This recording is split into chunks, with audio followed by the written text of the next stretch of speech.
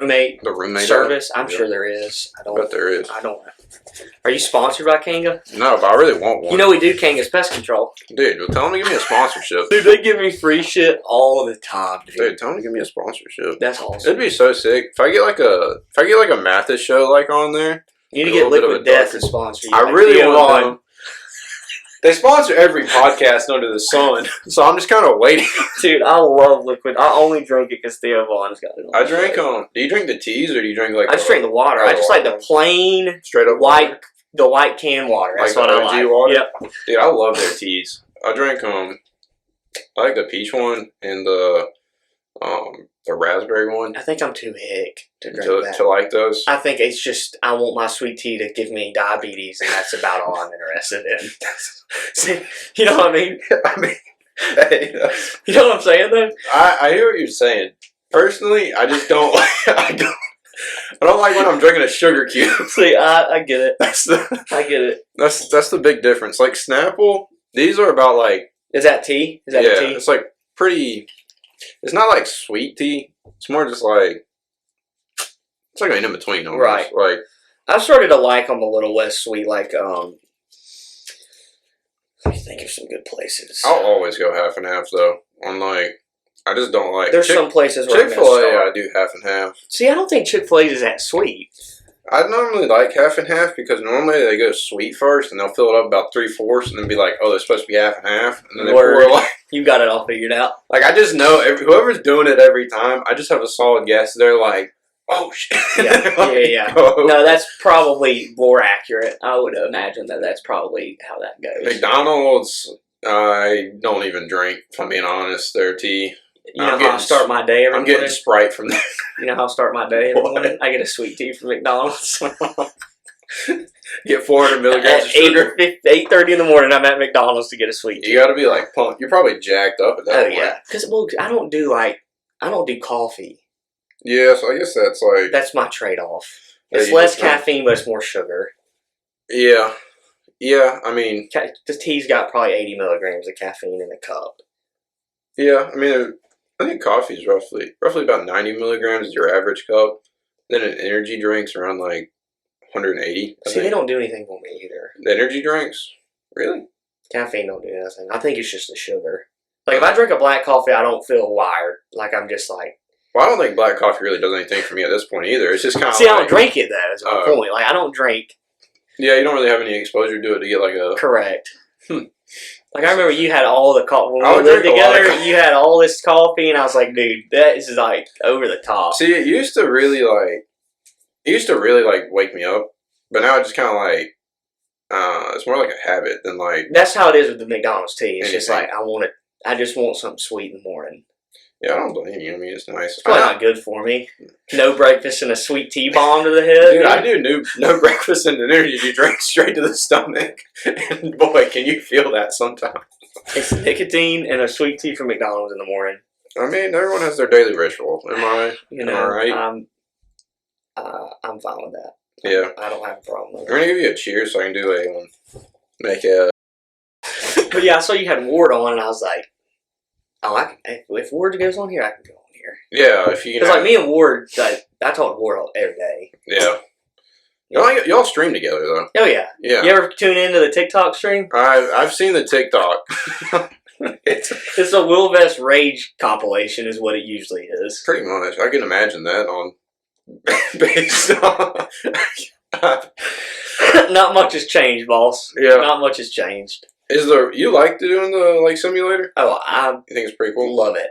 It's pretty fun. I was like the first one out of all of us to get one, except like the guys who were like racing. Who race, like Ryan, the guy spot before, he's had one. Mm-hmm. A lot of the drivers have one, but as someone who doesn't drive, I was like the first one out of all of us to have one. The first fan to get one.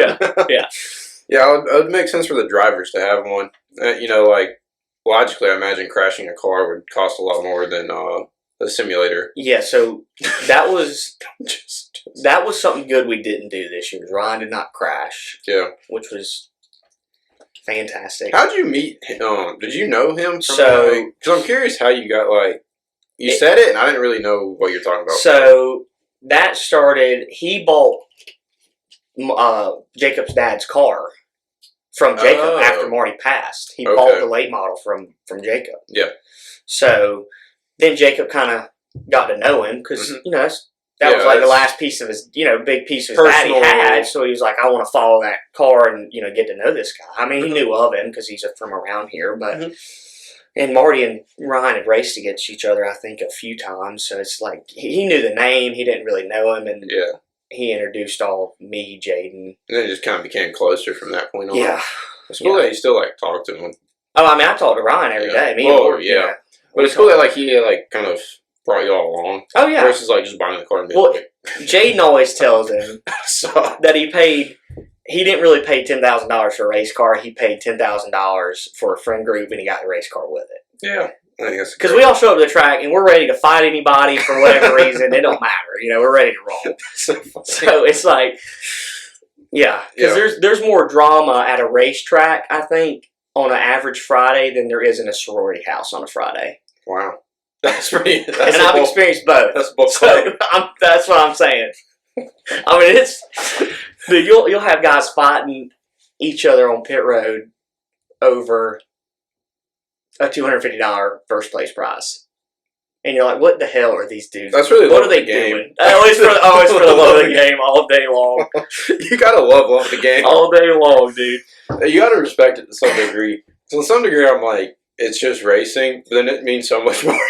Dude, you got to think. I mean, these guys have got, and I'm being ugly, but a lot of them don't have really the money to begin with. Yeah, so they put all this money into it, and they get their car slap up, and they want to fight somebody. I get it. You tore up $10,000 worth of equipment, and you're ready to kill somebody, and that's like, okay, I get it. You've broken game controllers off of less money. That's what I'm saying, with nothing to lose. Besides $60 to go buy another PS4 controller. So I've been there. Yeah, you gotta respect it. So that started with Ryan, and then I wanted to be around it because I love it, but I don't. Marty was older, and he had his crew that he's had for 40 years, so there wasn't I could. You weren't in there. Yeah, he could have let me do stuff, but it wouldn't have been. But Marty was like the only guy I knew that was really in it locally. Ryan comes along, and I was like, "Yeah, I want a spot for you." He's like, "Okay, whatever, dude." He's like, "Whatever you say." That was like one of the first times we met. I was drunk at Fieldhouse. It was my birthday, and I was like, "Ryan, I want a spot for you." And he's like, "Dude, you're not spotting for me. Like, what are you talking about?" And I practiced on iRacing, spotting for a buddy of mine who races in a league, and I would do that on Monday nights. I did that every Monday night for about 16 weeks, and then Ryan was like, "All right, come on, try." How are you spotting on iRacing? Like, just logistically? Discord. I join the session that Trent's in, and I go to a point of view where I can see everything. So you can go spectate on there? Yeah. Oh, so okay, gotcha. And I'd call where cars are around them, and then I learned how to do it, and then I did it in real life. I just thought you were sitting behind his shoulder and being no. We're that's separate. Dedication. Yeah.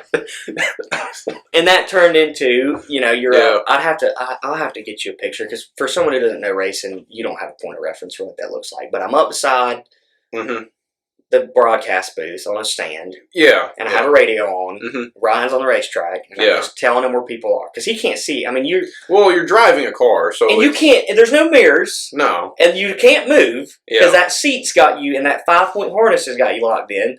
Because if you move in a race car in a wreck, you're dead. So that doesn't work. Yeah. So you got to have somebody telling you what's going on. You got one outside, one on your quarter. Did Ryan have a team or anything before that? Not really. He had about 3 guys. So now he's got about 15 dudes that will show up to the track every weekend. That's pretty cool. Yeah. So you were one of the first few to really jump on the train. Yeah, I mean it's like me. I would say me, Ward, and Jaden all kind of hopped in. We're like, let's do it. Yeah. Let's help. Yeah. That's pretty cool to get into. Yeah. It's interesting to get into it at the start now. And I imagine he's gotten progressively better as Ryan he is no slouch.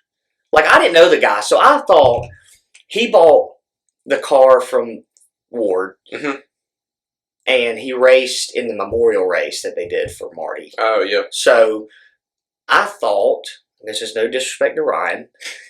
Ryan wrecked it that first night. He jumped it. Tore it up. Yeah. Had to clip it, which is like where you have to take the rear end of the car off and put a new rear end on, which is welding, and that's a lot of money. Yeah. But it was no fault of his. It just the car, he only had a certain amount of time, a window, to make the race work. So they had something with the front brakes were loose. And something mechanical. Correct, that he didn't know, and he jumped it. But see, I'm a spectator, and I hadn't really met him yet. Yes. So I was like, that guy's horrible. I'm like, who bought this race car? This guy's terrible. I was like, what are we doing? You know, you thought it was like a make-a-wish. Yeah, and you're like, wow, he got in because he bought the car. Yeah, and I've told Ryan that story because he's like, what did you think? Like that, you know. But then I erected, and I was like, well, I hadn't met you, so I was like, this guy doesn't know what he's doing. Yeah. Well, that wasn't the case. He's very good. Yeah. If he had, and this is the bad part about racing, is a lot of it is down to how much money you have. If I had $4 million right now, and I went to a truck team in NASCAR, and I said, I'll give you $4 million, they'd let me drive a car. Hard to turn it down. You got $4 million. But my point being, though, is all these guys who have the talent and don't have the money. It's very hard to break into It's that. lucrative. You can't. Yeah. You gotta find the sponsorship or whatever. You gotta to make up the difference. Yeah. Well, I mean, it's not a cheap sport. It is not. So you got to be bringing in money from like somewhere. Yeah, and Ryan's racing about the top division of like, local stuff. Is local stuff more like relatively like minor leagues? Like sure. So this is the way I would break it down. So you got NASCAR, the Cup Series, which is like Kyle Busch, let's say NBA, NFL, NASCAR. Yes, top level. That is the top. All right. But then you have the Xfinity Series, which is a touring series with the Cup Series. That's the rookies, the newer guys, the young dudes. But it's still the second tier, and they still race on Saturday on television. So they have like some potential. It's kind of like the G League, essentially. You have potential, but you're not quite there. Yeah. So, and then you would have the trucks, which is sort of the same thing in all reality, talent level as the Xfinity Series for the most part, given it not always, but the trucks are just like the lower than Xfinity. Okay. So that's your 3 touring series. Trucks race most of the time Friday night, Xfinity Saturday, Cup is on Sunday. That's just your schedule. Got it. So then late models, which is what Ryan races. There's the ARCA series, which is don't need to get. It is a disaster. It's a garbage series. It's a disaster. Most people are pulling talent now from late models, which is what Ryan races. It used to be ARCA. Yeah. ARCA's kind of turned into I just want to go drive a car around on a racetrack with NASCAR, and that's kind of what it's turned into, and that's fine if that's what you're into. Thing. If I'm getting in a race car, I want to win. That's me personally. I'm not showing up to a race car and running 4 laps down all day. Yeah. Don't have any interest in it. But that's what a lot of ARCA is. You'll watch an ARCA race, there's 30 cars in it, and 10 cars on the lead lap, and 20 cars are 4 or 5 laps down, and you're like, so these guys they're not competitive. Yeah. We show up to a Cars Tour race, which is a big late model touring series that Dale Jr. and Kevin Harvick own. Yeah. I think Kevin Harvick owns. I know Dale Jr. owns majority of it. That's where they're pulling talent from because those guys are running 25, 30 guys, and they're all on the lead lap, and they're all battling all night long for 100 and something laps. So you're really competing. Correct. You're really actually trying to... Door-to-door short track racing. Okay. So... Gotcha. So they're trying to... How does the discovery process work, though? Because I understand the money. Like, trying to get into either NASCAR or, like, Truck Series or... Like, how do you get seen? Yeah. Is that what you're asking? Yes. Money won. Yeah. What is that now? More like kind of turning into like social media, like more being like you need a following of like you get like 100K subscribers or that's where you get the money. If you got all the followers, you got outreach. You're at least getting some ads. You're pulling money in for these companies. Like I'll give you an example, and I'm not being hateful. There's a girl who races in the Truck Series. She's not very good. She runs about 25th, 30th every week, and she's in top. There's levels to how much people spend in the Truck Series teams. Yeah. And the top team is Tricon, owned by David Gilliland. He used to race the Cup Series. Those 5 trucks are the best trucks on track every week.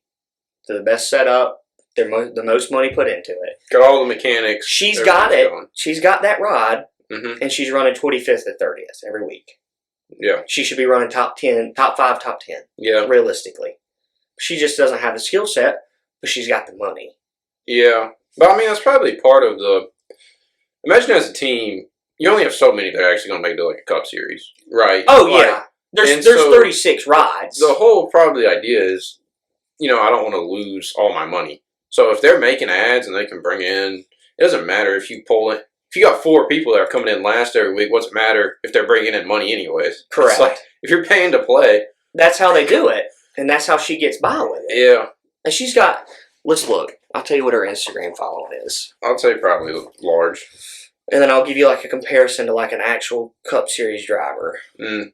Tony, her name's Tony Brendinger.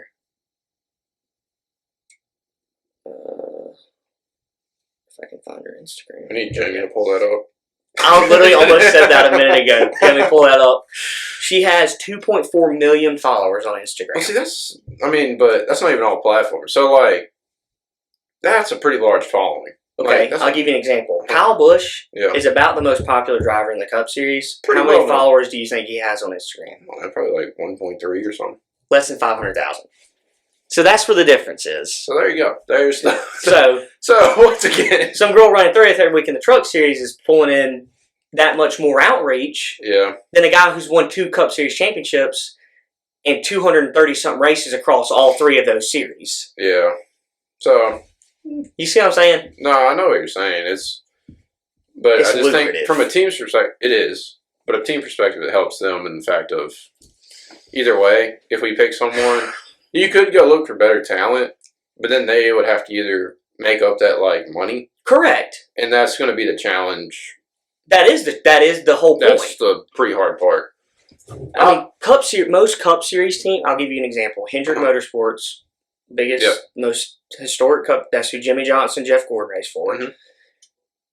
They have not made, supposedly, based on what they say, have not made money in about 10 years. Wow. So they're operating at a loss yearly. Yeah. So you can't necessarily fault them for being like this. Yeah, I get it. Yeah. These teams would go under. Yeah. I get it. Well, it's just so expensive. I mean, just thinking about the car. Like, I mean, that has to be like in the, probably close to like, what, 500 to like that's about $500,000 to $600,000 for a Cup car. Yeah. So that's not cheap, and let alone you wreck one, repairs you're doing throughout the year. Correct. Everything that's going into it. Yeah, that's a big struggle. But so with Ryan, what do you think? Is he just going to keep racing like at this level, and that's just kind of like? So we didn't do we did one Cars Tour race this year, which is the biggest late model series you can run. Okay. It's the biggest. Where does that travel to, or Southeast for the most part. Southeast. Is it largely everything in the Southeast? Like unless you go to Cup, like this, for the most part. You have super late models, which have died off pretty significantly because they are significantly more expensive. Yeah. But that's big in the West Coast, super late models. Mm-hmm. And they're not the same thing as a late model. I know they're close in name. One's a straight rail chassis, one's not. Mm-hmm. Super late models have an $80,000 motor in them. Late models, Cars Tour guys are probably in the $30,000 to $40,000 range in motor. Essentially. There's differences like that, but for the most, I mean, racing was born in the Southeast. I mean, that's where it started. That's where it is. So it started from bootlegging. Yeah. I mean, that's where it started. Yeah. A bunch of rednecks running from the law. I mean, that's how racing started. At least stock car racing. I mean, there was other forms of it that were like dirt, and like IndyCar started on dirt. Mm-hmm. And then you have like F1, which that was very big in like Europe. Yeah. That's open wheel racing. It's different. You know, stock cars started out as literal cars off the street that they did a couple things to and they raced. Yeah. Now that's changed now. Those cars are not anything close to a Camaro. No. Like they used to be. They're not. They're purpose-built race cars. Yeah, pretty much. I mean, you're not finding it. You're not finding that on the road. No. So Ryan, he's racing down here. Yeah, and he raced in the late series. No, he raced. It's like you can also just like race at a track. Oh, okay. Like a weekly. You can race at the same track every week. So last year we raced at Anderson every week, and then we raced at Tri-County one week, which is up in North Carolina. Oh, okay. Which is where, you know, the Back in the Saddle song by Luke Combs. Have you seen the music video? No. So the music video was filmed at Tri-County, and Dale Jr. was driving a late model in the music that's video. Cool. That's pretty neat. So you have to check that out. Yeah. Give you like a little bit of a visual point of reference. Yeah. Okay. So we did that one weekend. That's pretty. Is that is it a seasonal thing, or is the track run all year long? It's about March to September, October, track-wise. And the Cars Tour is a little different. They run a little later, and they bounce from track to track. Okay. So they're a touring series. Yeah. So every week they're somewhere else. Yeah. When you're touring, are you making like enough to get by, or is it? They're not making anything. You're just you're throwing. Look. If you want to go racing, take probably $250,000, set it on fire in your yard, okay? And if you can handle that, you can handle to go racing. So that's just how it is. That's how it goes? Yeah. So when do you actually start making any? Like is it just like you just keep doing it until you can either get signed in like one of the like minor leagues, and that's like the best? A lot of those Truck Series guys aren't making any money. They don't. So no one's really making money outside of like Cup, unless you have sponsorship deals. So your sponsors may pay you. So you're only getting money from the outside. Maybe, but in the Cup Series, a team has more money. They pay you. Yeah, but there's performances. Sponsors. Correct. So it's all basically coming from a third party. For the most part. It's like all. Oh, okay. Gotcha. That makes. So Ryan is. Now, Ryan doesn't spend $250,000 a year, but, you know, the race car was. A lot. $50,000-$60,000. Yeah. So that's a lot of money. And it's an asset that you can only sell in the racing world. Yeah. You can't drive on the road. So, that's how it is. Repair it pretty much. Constant maintenance. Correct. You know, draining brake lines. Yeah.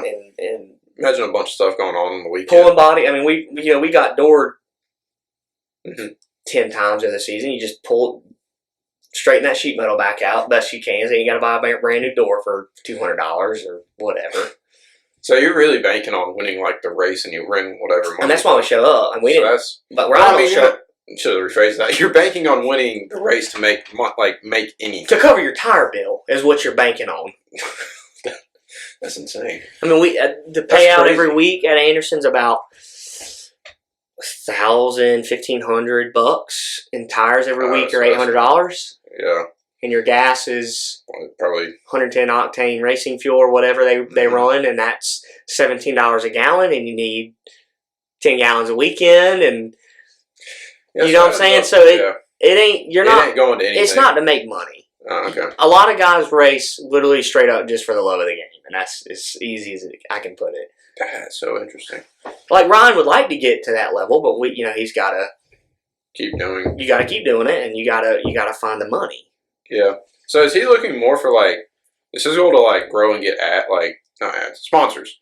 You grow to find people to start getting money somehow from that? You start kind of local, trying to reach out to some local people, and do you want to sponsor some money for this? And because I will tell you this, that's a write off for a business is sponsorship. I mean, that's marketing. Yeah. You can write that off at the end of the year. So that's one of your pulling points is, hey, I'm a local guy. I need some money to race. Yeah. You can have the whole, put your name all over my race car. Yeah. In exchange, I get, I need this amount of money, and, I'll give you my, I don't know what the form is, but it's a tax form at the end of the year, and you can write it off on your taxes. You gave me this. I received this money. Yeah. Write it off at the end of the year. You can also write off racing at the end of the year, too. So Ryan will do some tax stuff, too. Yeah. Not anything sketchy, but I mean, you can write. I mean, that's a loss. Yeah. I mean, you're you're operating at a loss. Correct. As a constantly. Business. As a business, you're funding this asset that is constantly depreciating. Correct. And constantly losing money. Correct. For upkeep and. Oh, so that's really interesting.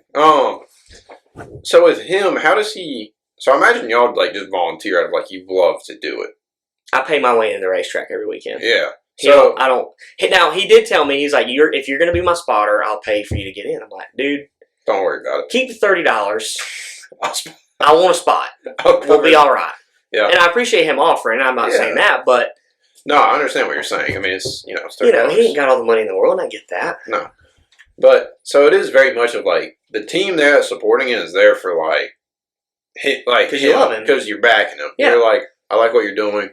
I like the sport. I want to be there. Correct. That's pretty. That's pretty cool. Like on the level of like, it's a very close bond. Like you just dude, when you're willing to start throwing tire irons at people, you gotta be pretty close to the people you're. Now we hadn't gotten into any of that, but we've gotten close to getting into some shit with people. Yeah. But you have to be close, or you don't care, and then if you don't care, it doesn't work. Yeah, I'd imagine. Does he have is there a pit crew when he's running or no? No, so they don't pit. Oh, okay, so they just run. But that you run 75. For the Marty Ward race, they do a 97 laps because he was number 97. Mm-hmm. So for that, they'll do a 97 lap race. But late models, you're not pitting. It's just like the tracks aren't big enough to do like pit road. Yeah. It just wouldn't work. It's too dangerous. I'd have to get a NASCAR hard card to be on a pit crew. Huh. If they're a sanctioned racetrack, which Anderson's actually not anymore. But it's just, that would be a lot of liability, for a racetrack to take on. Yeah, I can imagine that. And you don't really need tires on those cars after you're not running 75 laps. Yeah. It's a short track. Anderson's not even a half a mile long. So, Yeah, I get what you're saying. It's just a fair question, though. Yeah, people, when they think of racing, they think of, pit road's a big part of it. That's what I was imagining. Well, you win to lose races on pit road. Yeah. Well, that's kind of what I was thinking of, like the crew and what everyone would do, and I was imagining someone, some people, but it makes more sense what you're saying now that you explained it. And here's another reason that I like Ryan. A lot of guys that I'm around, they don't work on the race car. Yeah. Somebody else works on it. Their dad or whoever, family or somebody they know works on it. Mm-hmm. Ryan does it all himself. He built that race car. It was mostly put together from Ward, but he's replaced the whole body on it. Yeah. Top to bottom. Got a new body on it. Yeah. He does the setup every week. I mean, you got to know how much camber and caster you want the tires. You got to know what you want your loads at for your shocks. It's a numbers game. And he does it all his head at the racetrack. He won't tell nobody nothing. He'll get up underneath the race car. He'll adjust something. And he'll get out there and run practice laps, and he's faster. A lot of people can't do that, nor do they have the knowledge or the patience to try and figure it out. Yeah. So I can respect that he also puts that time and effort in to the racing. Well, I think that's just a pretty cool part of it is the fact that he can go on the car probably and just tinker with it and do whatever. He can figure it out. And that's pretty cool in itself. I think it also probably adds a huge chunk of pride. Oh yeah. The fact that he did the car and himself of that's his project. I think that's. Well, that's why he doesn't want to tear stuff up either. Yeah, I mean, there's guys who get all the money in the world, and they'll get race hard, which is racing, and they'll just wreck you, and they'll wreck themselves too. And they'll tear up $100,000 worth of equipment, and it's the reason they do stuff like that is because they're not the ones paying for it, and they're not the ones that got to fix it. Yeah. But Ryan's paying for it, and he's got to fix it. So I'm not. So let's not wreck people because we're pissed off. Yeah. Well, yeah. I mean, that'd be a big thing. When you have to go fix it yourself. You take a tour race car back to your shop that you got to work on. That's about the most miserable thing you can do. I bet so, because one, you probably lost from shooting in the car here. Oh yeah. So you lost, and then also now you have to spend probably a good chunk of time just fixing it up and paying for whatever parts you need. So it's just it's getting kicked while you're down. Correct. And there was a couple weeks at the start of the season, he missed the first 2 races because the car wasn't put together how he wanted it. Mm-hmm. And then there was a couple races in between that that we're figuring this out. Mm-hmm. We'd finish, second, third, fourth. But that was never good enough for Ryan. Oh, no. I want to win. Yeah. I'm not coming to run second place every weekend. So, funny enough, the first race he let me spot, we won. Oh, there you go. That was the first one of the year. Yeah. And there's also nothing like that I've ever experienced. How close was his win? I mean, did he win it? He mollywomped them. I mean, it wasn't even close. We were straight away ahead of second place. That's a good feeling. Yeah. When you're watching on TV and you want your driver to win or whatever, like when you're watching NASCAR, you're like, well, I want them to be close fighting. But when it's your boy a hand in the game, yeah, you want them to win. But I don't care if you lap the field 16 times and there ain't no competition out there. I don't care. Yeah. It don't matter to me. I want to win, but I want to be able to turn my radio off and not talk to them. Yeah. Just go run your race. Yeah. I imagine that's pretty ideal. When you're Yeah. spotting, what are you calling? I mean, you're calling out, but are you looking at just position-wise? Position of his car versus the car around and beside him in front of him. Mm-hmm. So you got to watch the guy in front of you. Yeah. Because if the guy in front of you has a wreck happen 4 cars in front of him, well, you need to check up. Let's not get involved in somebody else's bullshit. Mm-hmm. Which there wasn't a lot of that, but it happens. You want to watch the guy, to your outside because he can't see it. He can see some of it, but he can only see a portion. You're kind of looking at your peripherals. Pretty much everything except in front of him, I'm calling, and then also in front of him ahead. Yeah, because he can't see all the way ahead. You're not really looking at you're kind of narrowed in. He can see this. Yeah, but you can't There's no turning your head. Yeah, so those helmets. Stuck. I mean, those seats have the helmet the thing that there's a Hans. It doesn't. You don't move. So it's really it's less than your peripheral. So you're really But what helps a spotter is a good race car driver. Well, which is when you get out in front and I got to do nothing. I don't think the spotters really changing much. The race car driver's terrible. That's what I'm saying. What can I fix? That's what I'm saying. I mean, it's like it's with anything. And so you're mostly calling. Did you have to talk before of communication wise? What do you want to know? Yeah. Yes, there was some discussion. A couple weeks prior. Nothing crazy because this is not. There's not 30 cars out there to week. There's maybe 10 to 12. Yeah. And only 4 of them are going to be real competitive that you're going to have to look out for. And then some guys are going to drive you like an asshole. Mm-hmm. That's part of it. Some people just get out there and drive like an asshole. Yeah. And if that's what you want to do, fine. You're on the highway, fine. But so you got that. So you have kind of not really a meeting, but me and Ryan will. I imagine you talk a lot. We call each other in the week and this is what maybe this week's going to look like. You know who's going to the race before? What do you mean? Who's registered to go? Yeah, so there is I have an app. It's called My Race Pass. Mm-hmm. Most people don't really register till the day of, but on that Friday, if we're racing on Friday, you can kind of see who's checked in. Like. Me and Ryan both work, so there wasn't no. You'd get there right before you got to go race. Yeah, and that's just. I'd take a half day on Friday if Adam would let me, and I'd get to the racetrack when I could, and Ron, you get the car there and figure it out. But I'm also not going to act like. Let me also be very clear. I didn't really do anything besides just talk to him on the radio. Yeah, I'm not winning races. No, you're not the one. He could win a race without me, but you want a spotter. It just helps him in the sense of he can actually kind of get a map in his head of what's around him. Correct. I imagine it just makes his life a little bit easier. It does. Than not having one. And our radios are not. We got those radios from Ward too, and not talking bad on Ward, but they're older radios. Marty's had them forever. Marty didn't have all the money in the world to go buy brand new radios every 3 years. Yeah. So they're older radios. Batteries are a little shoddy on them or whatever. And there was one night we were racing, and we weren't running as good as we should have been because we should be running first or second every week. Yeah. We weren't running super good. We might have missed something on the setup, whatever. Mm-hmm. Tire pressure. Tire pressure is another big thing. Getting tire pressure right. So, my radio died.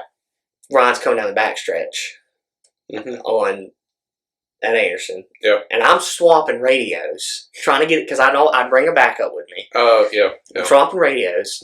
He gets turned in the middle of 3 and 4. And I finally get my radio plugged back in. Like, Ron, my radio died, he cuts me off. He starts screaming over the radio. Are you going to fucking spot or what? And I'm like, okay, dude, all right. But I get it. He's pissed off. He's been wrecked. We didn't tear nothing up, thankfully. But, it's like one of those things where it's like, stuff like that happens, and it's part of it. Yeah. But ain't no hard feelings. I mean, Yeah. it is what it is. I think it's funny. I think it's that's ain't nothing wrong with it. Getting yelled at over the radio is funny. And after the race, he's like, "Yeah, you can't do anything about it." I'm like, "I know." I'm like, "It ain't personal. I mean, it is what it is." No, I mean it's like any I mean, it's not a team sport, but like your sense it kind of is of, it is more than you think. You're both competing in a sense, just different spots on the. I mean, I could lose him a race. Yeah, I just can't win him one. Yeah, you know what I mean. That's a good way of putting it. I can lose him every one of them. I just can't win him one. Yeah, it's like having a system quarterback. I mean, I can lose all day. If he don't know what's going on, and he thinks there's a guy on his rear quarter panel, and he don't know, and he moves up the racetrack, and that guy's there, and he clears himself across the nose and destroys a race car. Well, I just lost some race because I ain't communicating with him. Yeah, and he don't know. Yeah, I can lose him for him all night, 100 times a night, but I just can't. I can't drive a car. Yeah. Do you want to ever try to drive a car or not? I think if I had all the money in the world, you would go give it a go. Oh, sure. Go to work. I'd go spend the money. Do you like the iRacing? Like, is there a good way of doing it? It's pretty fun. What's fun, and then you ain't got, if you tear up a race car in a video, who cares? You got to worry about it. Yeah. It'll fix itself on pit road before you get back out on the next lap or whatever. When I restart the game. You know what I'm saying? I mean, it's all good. Yeah, I mean, it's fine. I mean, it's a good way for us to all hang out. Yeah, certainly. And it's a little bit more, it's not, it feels different than like playing a video game. You need to come try it. Is what I you need imagine to do. It would feel. I think it'd be more engaging in the sense of like you have like a steering wheel and like pedals. Oh yeah. And so like, it just feels different than like having a controller. Correct. In the sense, like in a controller doesn't really. It doesn't have the same texture. Like it's not an extension. The steering wheel is almost an extension of you. Yeah. And the controller is not really an extension of you. Yeah, imagine also the perspective. Does it in like first person? You can only race first person on iRacing. There's no option to race anything else. See, that's different than like Forza is the closest thing I can think of that I've like played. But with a controller, it just doesn't feel. I don't know. The inputs are different. It just doesn't feel like I'm driving a car. I mean, it's very much like iRacing is like. I mean, you really just need to try it one day. Yeah. I've gotten a lot of people who don't have anything to do with racing. They'll come to the house and they'll go, I want to try it. Yeah. And they'll be 15 seconds off what I'm running. Yeah. Like, how do you do this? I'm like, well, it's just, you got to learn how to do it. You know, it's just part of it. But, you want to, and this is real life too, but you want to, a good race car is going to fight you to go straight. You want the car to kind of turn by itself. Because you're going through a turn faster than you would go through a turn in a car, in a regular car. Mm-hmm. You sit lower to the ground. You want to kind of sit the car, kind of round the corner in the center, let it roll. And then you want to get back on the gas. But at the same time, it's like real life. I mean, you can't just hog right back on the gas and blow the rear tires off the back and spin out. I mean, that's so much power coming in at once. And Well, I imagine the only difference really between the simulator and a car would be like the feel aspect. Like when you're driving a car, you feel the like weight shifting. And you can get into some of that crap in iRacing. There's people who have rigs that move with the track and turn. But then you're spending a lot, $20,000-$30,000 for stuff like that. And that you might as well go buy a race car. Yeah, man. At that point, just go buy something cheap. Just go buy street stock and go race, 20 laps on Saturday night. Yeah, the iCar seems pretty cool. It seems like it's a way to get more people into the sport. It's fun, dude. What do you think? Kind of different subject. What do you think about the street racing that they do? Like the Chicago and then like the California? Somewhere in California. They're talking about like NASCAR road racing? Yeah, the road racing. I personally am a little bit of a newer race fan. Okay. When did you a lot of the old guy, when did I get into it? Is that what you're going to say? Yeah. Ward got me sort of getting into it in 2017-ish. Okay. But it wasn't like I'm sitting down every weekend and watching the race. I turned it on here and there on a Sunday. Is that just kind of because Ward he grew up around it, likes it so much, and it just kind of radiated off to you? It was like you need to. I think the first thing he said to me was like, "Dude, you need to just try it. Like, give it a go. Yeah. Pull for Kyle Busch." I was like, "Okay, I know who that is." I was like, "I can do that." And then like a year after I started, he won 8 races in 2017, I think, and then like 5 or 6 in 18, and then 5 and 19 in the championship. So I got those 3 good years of being I'm a Kyle Busch fan, and I get to win all the time. Yeah. And he hadn't won a race in 2 years now, and I'm stuck pulling for that, because that's once you like somebody, you can't unlike some. You know what I mean? So it's like it's different too. It's like NFL for me personally. That's what I grew up. Football was always Clemson football. The big thing. Yeah. I have gotten out of some of that. But there were a lot of. I went to either 1 or 2 Clemson games this year, and it didn't. Well, I gotta say, it's a lot harder when you're losing all the time. Agreed. To be like, and that could be part of it. I would say to be in it. It's been a tough 6 years here. It's not been as fun being a Clemson fan. It's like, I must say, I mean, I haven't gone to a game in a long time. Really, you didn't go to any this year?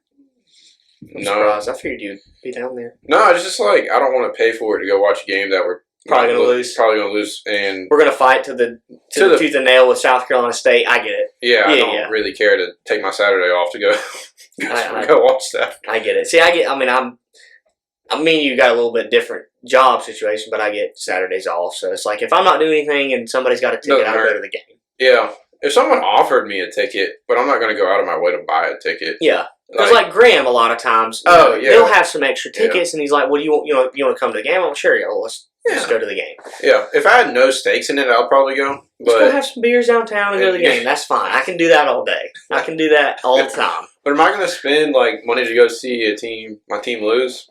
It sucks. Not really. After we lost to I was there when we lost to South Carolina in 20. It was Luke and Keely's senior year. What would that be? 23? I don't know. 23, yeah. I think so. Mm-hmm. That was at home. Yeah. I was there. At Clemson. We were standing in the student section. It was like, I don't know what to do now. Like, that was the first time I saw us lose at home. And it was like, I don't even know how to leave the stadium. Yeah. Like, I've never done it. I think I was at that game. Yeah, I was at that game too, yeah. Yeah, and it was like, I was just in like disbelief. I'll tell you what I did. I went downtown and drank. That's what I did. Gotta get over it. That's what I'm saying. Gotta do something. Yeah. Because this ain't getting any better.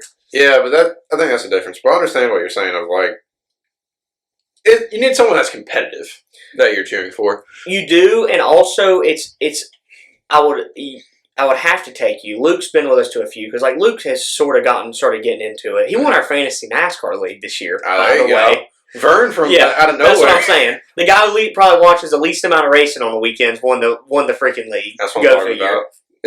That's how it always goes. And I watch the truck Xfinity Cup race every weekend. I have it on Friday, Saturday, and Sunday. Yeah. I watch the most racing. I finish 10th.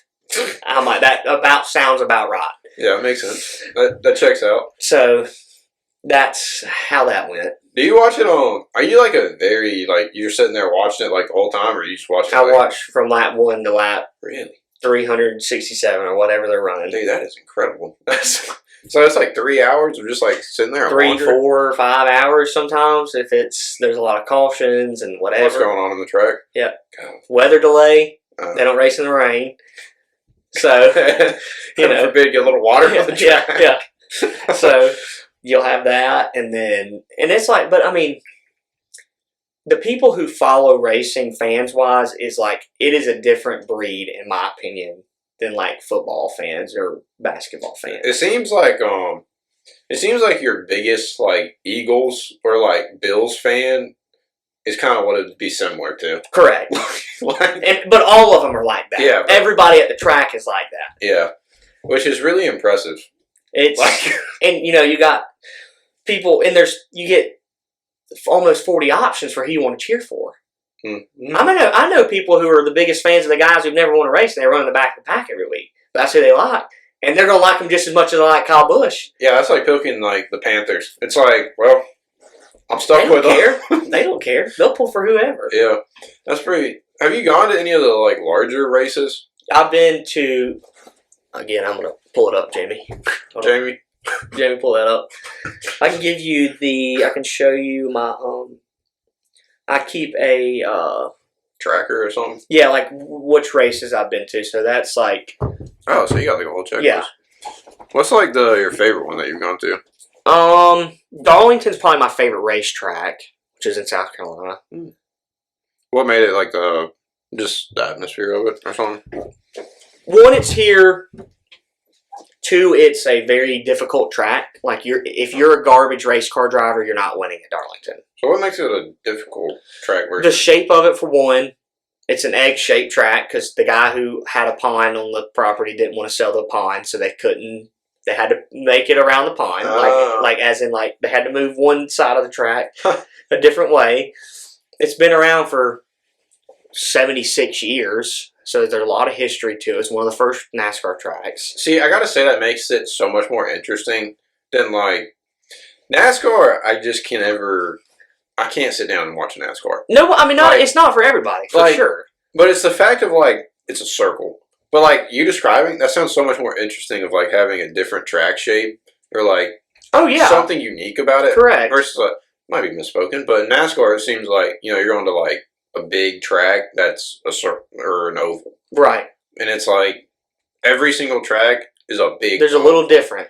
Well, you get like smaller and bigger. I mean, you have. There's a good variation. So you have like Indy and like what would be the other one? Like Daytona. That are like large. Like Talladega is the biggest, and it's 2.66 miles long all the way around. Which, like, super cool. Pretty long, but I'm going to take my binoculars out to go look at it. Yeah. So that's the thing with Talladega is I've been to Talladega twice, and it's like so fun, but you see the cars come by at 199 miles an hour, 200-something miles an hour, and then you don't see them again for about 40-something seconds. Yeah. You see what I'm saying? Because they're 2 miles away from you. Yeah. You can barely hear them. They're so far away. And then they blast by and you're deaf, and then you get another 40-second break. Yeah. You know what I mean? So, I mean, Yeah. Sitting on the infield, I feel like, is that something you've done or no? We've done, me, Jaden, Cade, brother Cade, and my buddy Big Mike, which I don't think you've met him, but we sponsored an Xfinity car this year. Yeah. It was like $250 a piece. We put our little CB Motorsports logo on it. Yeah. And they gave us passes to the infield. Yeah. So we got to be on the pit. We got to sit on the box that the crew chief sits on. That's cool. Did all that. Got to meet all the NASCAR drivers. It was awesome. Worth the $250 all day long. Do it again. Yeah. And we had our logo on a freaking great NASCAR car. Yeah. That's awesome. The guy also had his best career finish that day of 11th at Talladega. So there you go. You're lucky. Yeah. The lucky sponsor. So it was that's fun, but we've only done that once because it kind of gets expensive and. Oh, I can imagine. It's not just like pit passes are hard, and they're hard to come by. You kind of have to like know somebody who has them. Yeah. You can buy them from them. That's interesting. See, I think that would be cool to be like the infield. I think that would be pretty neat. I don't know if I need to go sit in the stadium though. Of like, you say that, and I bet if I brought, let me tell you this. I think it'd be cool for about 35 minutes, and I think I would be like, wow. I will say about everyone I've convinced to go with me has said that, and then about everybody who's went with me has went to another one with me because they were like, "That is awesome." Yeah, you can feel it. Yeah, I think that's the cool part. You can feel it. You can see it. You can hear it. Well, there's something about when a car like just revs and and it's going. I mean, it's ripping by you at 180 something miles, whatever. Yeah, and it's like that is freedom right there. If I know what freedom is, it is at a racetrack. Skipping to drive. Yeah, drive your car as fast as you can in a circle. Please do it more. I wish they did more of it. But it's like, but there also is a lot more to it with NASCAR where it's like, see, I could talk about this a lot. We could do a 6-hour podcast and we just talk about racing. But there's a lot to it that people, if you don't watch it and you don't understand, you're like, well, they're just driving in a circle and they don't really quite get how it works. But I'll give you an example. There's a driver who, his name's Juan Pablo Montoya. Mm-hmm. He won F1 races, mm-hmm. he won IndyCar races, and he won NASCAR races. Mm-hmm. And he says by far the hardest thing that he has driven is a NASCAR Cup car in a circle. See, that's really interesting. And he's done all of them.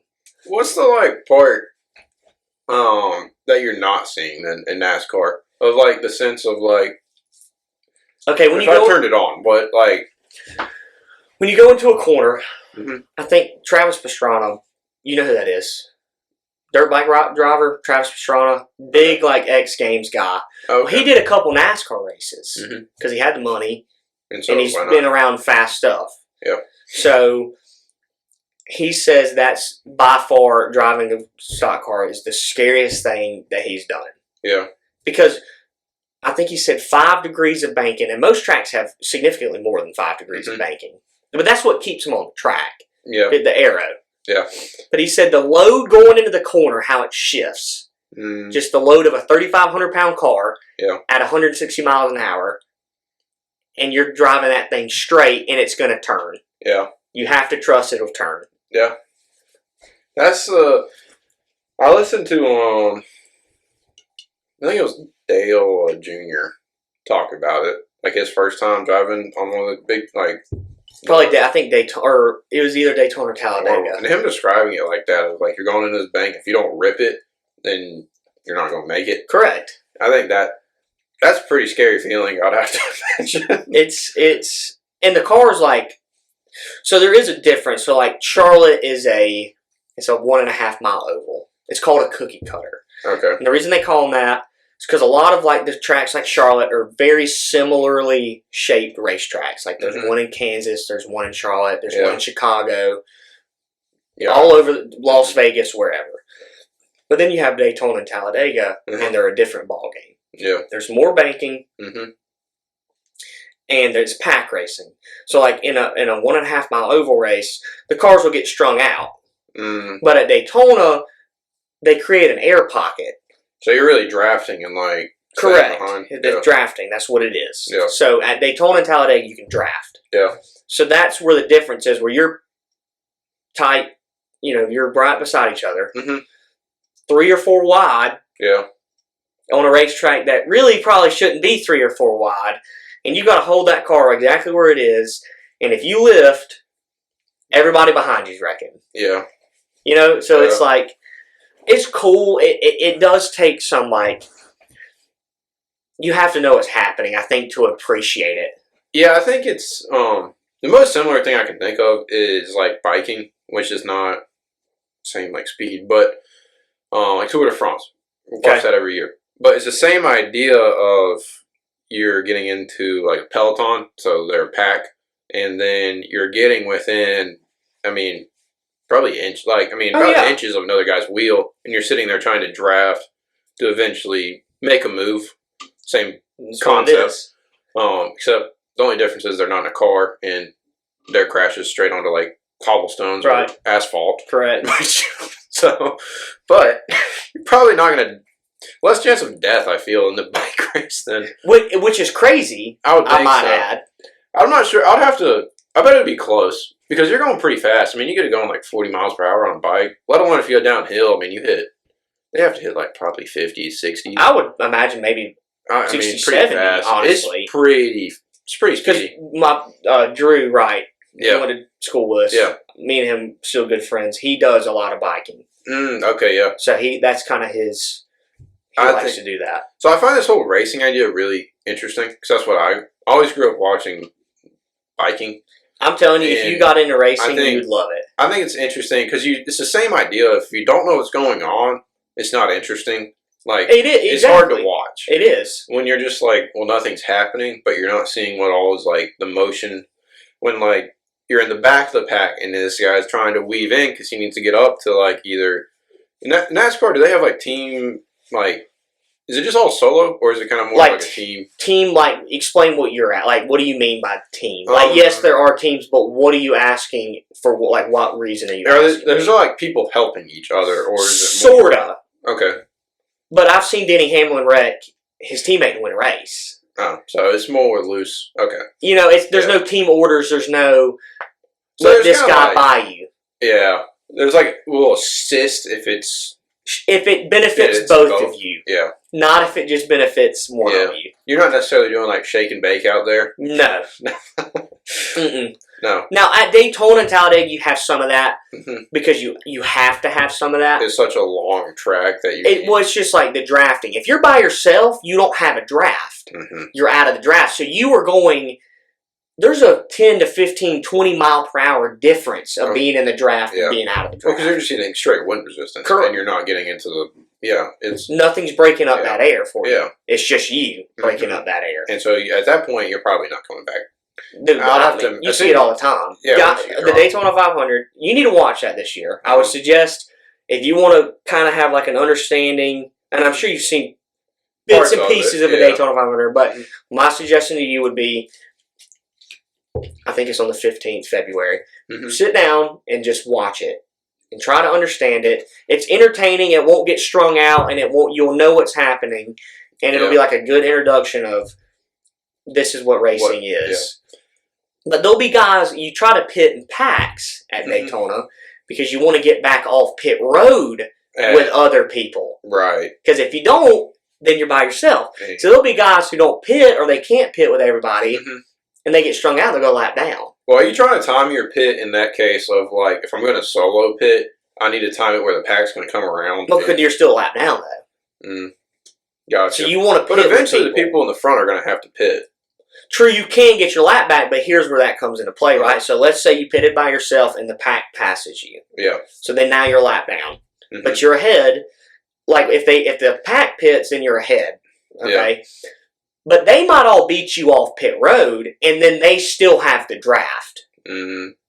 So then there's still 20 cars that are running 20 miles per hour faster, so you might not get to pass them. Yeah. Like they got to pass you because they're going faster in a draft. I got what you're saying. See what I'm saying? Yeah. So that's what I'm saying. It can be. So then what goes into like? So then how do they decide to go on the pit road? Like, because you have to timing it in some sense of if you're not going in as a pack, you're kind of screwed. But I will say, this is only at like the drafting places. Charlotte, you can pit by yourself. Yeah, because you're not going in such. It's only on like the mega, like the big tracks. Yeah, the two tracks. Super speedways. Super speedways. Yeah, that's it. But those are the most those are the most entertaining ones. They're the most known, I'll probably say. Correct. Because you have the big wrecks where 20 cars wreck at one time. Yeah. Pretty much. And it's also normally, is it normally a longer race of like 500 or 600? So the Daytona 500 is 500 miles. So track's 2.5 miles, 200 lap race. Talladega is usually a 500. It used to be a 499 just because of the way the track is. They call it the Yellowwood 500, or Jack Links has sponsored it recently, the beef jerky. Yeah. So that's usually 500 miles. But then there's tracks like Martinsville, which is in Virginia. It's a half-mile paperclip track. Just think of the way a paperclip looks. Yeah. That's the shape of the racetrack. Well, I like that they give these names that are super simple to visualize. Oh, Makes it very, very easy to imagine. Yeah. Track it. So they'll have that race, and then that race is 500 laps. Okay. Because it's half mile. So if you were running, you can't run 500 miles at a half mile because you're running, that's 1,000 laps. Yeah. So you run 500 laps, and that's 250 miles, but that still takes the same amount of time at the speed you're going as because you can't open it up as much as like a. I mean, you might reach 120, 130 going into the corner, if that. Well, yeah, because I mean, you're making a sharper turn. It's a smaller track. There's a lot more braking. Yeah. At Daytona, there's no real braking. No. See, that's what on iRacing, Ward and all them, they call me the drafting king. Because I can get on there and I can win a drafting race, but when you put me on a short track, I'll run 10th place. That's how it is. Yeah. That's pretty interesting. So it's like you've kind of developed like through playing it, like only can only play on those like. That's what I'm good at. Yeah. That's just what I have. But a lot of people, like, for example, Kyle Busch has never won the Daytona 500.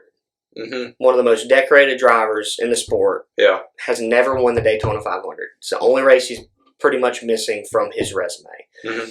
Ricky Stenhouse Jr. has been racing in NASCAR for 12 years, and he's won the Daytona 500, and he's only won 3 other races outside of the Daytona 500. I got you. So drafting is it's a more even playing field. Well, it's more of like a. Well, I imagine it's kind of like specialist in the sense of like, this is what I'm really good at. Oh, yeah. Like, it's also luck that you don't get caught up in a huge wreck. Yeah. That's part of it. Yeah. You know, I've watched Daytona 5. Like, I've watched Kyle Busch lead the last lap of the Daytona 500. But the caution came out, so then there's overtime, and then he gets wrecked in overtime. And then he doesn't win the race. But, you know, you got these guys who... That is where they know they can show up and win because all the cars are going to run the same speed. Yeah. Nobody's going to break out and just be faster because you have to have the draft. Mm. So all of Ricky Stenhouse's wins are on drafting tracks. All 4 of them. Yeah. Talladega and Daytona. Would you say it's more like talented then?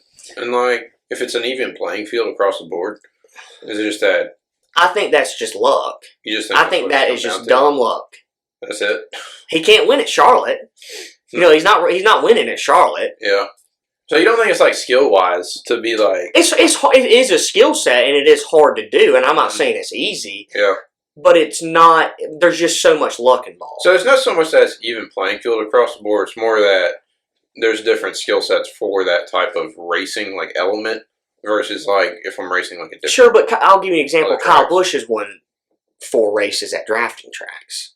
So he's won on like Super. Yeah, Super but he just hadn't won the 500. Oh, okay. You see what I'm saying? He's won. Yeah. But I'm saying that's the biggest race. I thought you were saying he hasn't won on like a. Okay, I got you. He's won at Daytona. He just won the July race, not the 500. And the 500 is the one you want to win. That's the Super Bowl. Yeah. You start the season with a Super Bowl. Mm-hmm. I don't know why that's just how they've always done it. So. You know, anyway, but my point is like, you can be good at it, but you can just have that curse where you just don't win the Daytona 500. Okay, another example, Trevor Bayne, 2011, he was a rookie. Mm-hmm. He started maybe 3 races part-time in 2010. Yeah. His rookie year, the first race of his rookie year, he wins the Daytona 500. Never wins another race in his entire career, except the Daytona 500. But his name's on that big old trophy they give you. Yeah. So. It's just dumb luck. Yeah. I mean, it's just, do you avoid the wrecks? Do you pick correctly? Yeah. We need a lot of things to go in your favor. Yes, correct. A lot more than like winning at Charlotte or at Kansas. Huh. You have to have the skill set to win at like those tracks. Yeah. That makes sense. Yeah. You're not going to be a mediocre driver for the most part. I mean, there are driver group that win on the harder tracks, but you're not going to be a mediocre driver and go win the Southern 500. It is not happening, which is at Darlington. Yeah. You're not doing it. Yeah. You got to know how to drive a race car. Yeah. That makes sense then, of like how that works out. Hopefully that answered your question, which I'm not really sure what it was, but off on a tangent nonetheless. Yeah. That's sort of how that works. No, that makes sense. I mean, it's just about like talent-wise, but your answer made sense on what actually is happening there. Racing-wise, is it only this that you watch, or do you go into like any F1 or like not? Yeah, I watch IndyCar. Indy. That's the only thing I'll kind of venture out to. Or like the short track stuff. Like I pay for a Flow Racing subscription, which is like all the short track. Like if I can't be at a race, I wanted to watch Ryan. I can go to a streaming service, and they'll maybe have it on there if they show up. The people show up to try to stream it. But what's the deterrent from F1? You just don't like how it kind of. I know it's not the same. I don't mean to sound like a biased fan, because there are fans who are like, oh, it's just dumb because I like NASCAR. That's not really the point. The point I don't like F1 is the cars have gotten significantly too long for the tracks. I mean, they used to be, for example, this long. Now they're this long. So they went from like a shorter number of feet to. They drive. They're just not. They're too. What was the point of making them longer though? I mean, like Aero keep them on the ground, easier to turn. Then why don't they just make different tracks then, or do something? Look, that's why I don't watch that crap. That's why I don't watch that garbage. That answers the question. But I'm saying, like, maybe three guys will win in a season in F1. Yeah. I mean, most of the time there's 15 to 16 dudes who win in NASCAR. Yeah, it's kind of. To me, that's more interesting. It's more competitive. It's not just correct. Like, kept it like the top. It's whoever in F1. And I'm not saying those drivers are not skilled. Mm-hmm. I'm not saying they're not good race car drivers. But it's whoever has the most mechanically best car. Yeah. You can win an NASCAR race and not have the best car on the racetrack. I see it happening in the league. Yeah. But NASCAR, you at least have a more standard format, I think, or for like with the card wise of what you can have. Now they are more the same.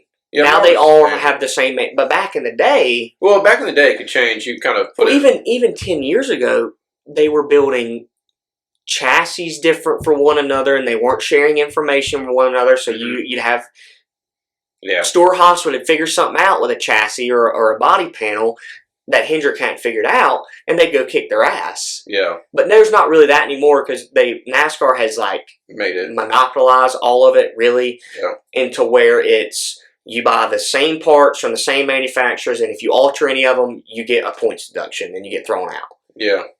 So that's more how it is now. Right, but F1, it's like you can buy. They're all different. You want to? Like, they're all different. They look similar, to the naked eye if you just look at them. Mm-hmm. But if you look at like the floors on them and the side skirts on them and the wings on them, they're all very different race cars. Yeah. So it's just who's got the most money to pour all this money into R&D to find out what works. Yeah. Max Verstappen won 19 out of 21 races 2 years ago. Yeah. And I like Max Verstappen.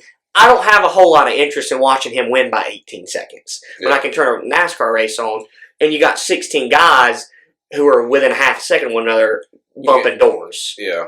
That's what I find interesting. I agree with that. I mean, it's just kind of boring to watch in the fact of if you know who's going to win. I mean, do you want to turn on a football game and watch somebody beat somebody else by 70 points? I don't. No. Unless it's my team, I don't have any interest in it. Yeah, I'd say that's a good way of putting it. Unless it's your team that's winning, it's like... I'm not turning on a random game. I don't have no dog in the fight in F1, so I don't care if Max Verstappen... I like him. I would say he's my favorite F1 driver, but I don't watch it. But he's winning by 18 seconds. It's like, well, I know he's gonna win every week. So why do I need to watch? Yeah. If he wins 19 out of 21 races, I know he's more than likely going to win. I don't even need to turn the freaking race on. Well, he's just probably the best. We're just taking a shot in the dark here. I mean, he is probably one of the better drivers ever. Well, if you're winning 19 out of 21, it's just like, all right. But at some point, you got to look in the mirror and say, that's probably a lot of the car, too. Yeah, I'd have to say it probably comes down. If you have that much of differences, what you can do, it would just have to play a significant role. Correct. In the winning. Not saying he would shoot down to zero, but certainly if you had a more standardized format, you'd think it'd be more neck and neck, at least. I'll give you another example. If you look at the betting odds, 2 years ago at the start of the season for who would win the championship in NASCAR, I think the lowest odds were plus 550. Okay? 2 years ago, Max Verstappen was, I think, minus 150 to win the championship. I don't think that's any fun. I don't have a whole lot of interest in that. You know what I'm saying? Yeah. I mean, you don't even make what you put in back on that bet. No. I think it's also like, in that sense, it doesn't seem like a historic season almost, of where like, it's out of the ordinary. You wouldn't expect it. If you're going into this season and the odds are already like stacked in their favor. I mean, he won 4 championships in a row. Yeah, but it's not like the 2016 Warriors, watching them go like 73-9. That was pretty interesting. But see, that's entertaining because that's not... I just think that's different. That's what I'm saying. It's a team sport. And it's historic, though, in the sense of, like, no one would have thought that would happen. Let alone you go to, like, a Game 7 finals. Interesting. You know, it's not so much of a... Might add LeBron won that finals. LeBron did win that Thank finals. you, everybody. Just by the way. Just to throw that just by the way. Just to add on to that. Although him and Curry have the same number of championships now. Yeah, and you know what's crazy, dude? I used to be so invested in the NBA, and I have not probably watched an NBA game in 3 or 4 years. NBA is, I like 90% of my sports watching is me turning it on and doing something else. Right. Like, I don't know, a Clemson game I'll sit down and watch. Right. But that is the only, that's pretty much the only time I'll sit down and watch a game. Like, that's everything fair. Else is, I'll turn it on as background noise. If I ever had a green room, I would have sports on, but I would have never watched any of it. Right. I would just have it there to be like, wow. This is on. Who would have thought the Celtics would be getting thumped by, like, Milwaukee or something, you know? Another good one I've been trying to get into is hockey. Yeah. I have found the NHL to be pretty interesting. I gotta say, I've gone to a few the Swamp Rabbits games. Love it. I love them. Love it. They're pretty fun. Those dudes will stand and bang, dude. They're on nothing. So for the love of the game, they'll fight. Dude, it's like $30 to get in. It's not expensive, and it's like. Funny enough, I don't know if you've seen it. I don't know if you saw my Instagram story or whatever. Mm-hmm. The Swamp Rabbits do a NASCAR night, and a bunch of the drivers come. That's pretty to Bon's course. They did a Star Wars night, and I really wanted to go. Where they had like a Star Wars like hockey puck they were giving out, and I was like, that'd be kind of sick. Yeah, I don't even care. I love it, dude. Like minor league hockey is so fun. Minor league sports are just pretty fun. Like I gotta say, like even a drive, going to a drive game's fun. Dudes out there that just love, and they don't make that much money. Oh, they just want to love. They want to love. They love it. They just love it, and that's just like it's kind of like college sports now. Or like dude, college sports was. Please don't even get me started on how college sports is now. But it's like, it was just love the game. Yeah. Like, it's love the game, and hopefully and your local shady dealership was giving you a brand new car. That's what you got paid. That's what you got paid in. And there's something that just there was some beauty in that. There was. There was some beauty in that simplicity. It was. It was like, we're not going to talk about how much money he's making on the side. But he's going to go out there. And football was better when we didn't know what these athletes were making. Yeah, I got to say it did. Now it's like you're getting paid $2.3 million to throw, you know. Dude, there's guys getting $6 million contracts to play college football. Why would you go to the NFL? Well, why'd I go to the Jets? Your rookie minimum is less than that. I ain't going to the Jets for... I'm going to retire and never play for the Jets. Aaron Rodgers basically said the same thing, too. When he get 4 plays into that drive and he tore his Achilles. Dude, that was the worst opening game of all time, I think. Dude, well, I'm a Rodgers fan. I turned it on, and I was like, all right, this is about to be sick. It's on 9/11. Rodgers just carried the American flag out onto... They play at the Jets for the Cowboys. MetLife. Yep. He ran it out there. I'm like, this is awesome. This is like peak America. Like, let's go. I don't even really care about either of these teams. Yeah. And then I'm like, all right, not a great start. And then I see him go down, like him kind of get up and then go back down, and I was like, Word, I'm turning this off. Looks like I'm going. They won that game on a punt return in overtime, I think. The Jets won that game. You know what? Who cares? Because it's the Jets. I agree. See, I've always been a big... I was always a Packers fan since I've been little. Yeah. But I think that was really because of Aaron Rodgers. And then when he left, I still like the Packers, but I love Aaron Rodgers. I think he is one of the most talented quarterbacks to ever play football. Raw talent, the wrist flick, and that ball goes 45 yards. What are you talking about at 42 years? What are you even saying to me right now? Is he done? Or is he coming back for one more? I think he'll be done. I think he should be. At 42 or 44? 42. 42? Yeah. No, he was an even number. Couldn't remember which one. I don't know. Rough way to go out, though, I gotta say. I thought he would have a closer chance to the Texans. I did, too. I really thought they might beat the Texans. I thought they would take them down. Especially when they got 3 fumbles on C.J. Stroud. And then they went out there and went 3 and out, like on... All 3 of them? Yeah, I was like, oh. I really don't think it's... I don't think it was an Aaron Rodgers problem. I don't think it... I think Mike Tomlin is a very overrated coach. I think he's been just good. That's the problem. He's just been good enough. I think when you're getting to that skill level, it's really hard to be like, where do you pick good? Like, good, great, and then like okay. Right. And you don't want to fall into okay. Because then you're hiring a new coach. Because then you're then you're just a mess as an organization. But to get a great coach is very... I mean, it's hard to do. It's hard to do. It's hard to find someone. I would say the best coach in the league right now, even though they had a pretty bad year, is Andy Reid.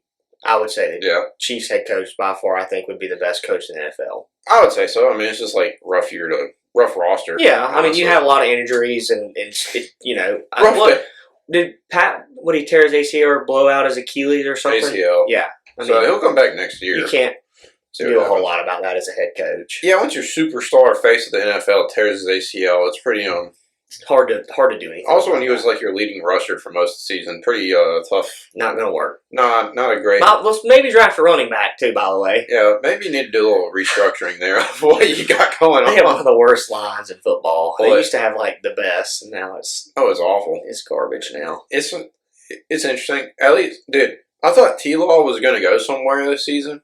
I was like kind of happy for him. I was like, all right. Oh, I love. And then they go down, and the Bills come down and just beat them. And I was like, dang. I think it's the year Josh Allen wins a Super Bowl. You know, I gotta say, I hope so for him. I do too.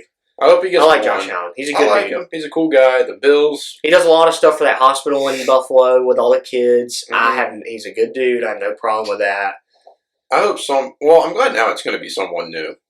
Regardless, I hate the Chiefs with everything in my soul. I hate the Chiefs. Yeah, I can I was also really tired of seeing Taylor Swift on my television.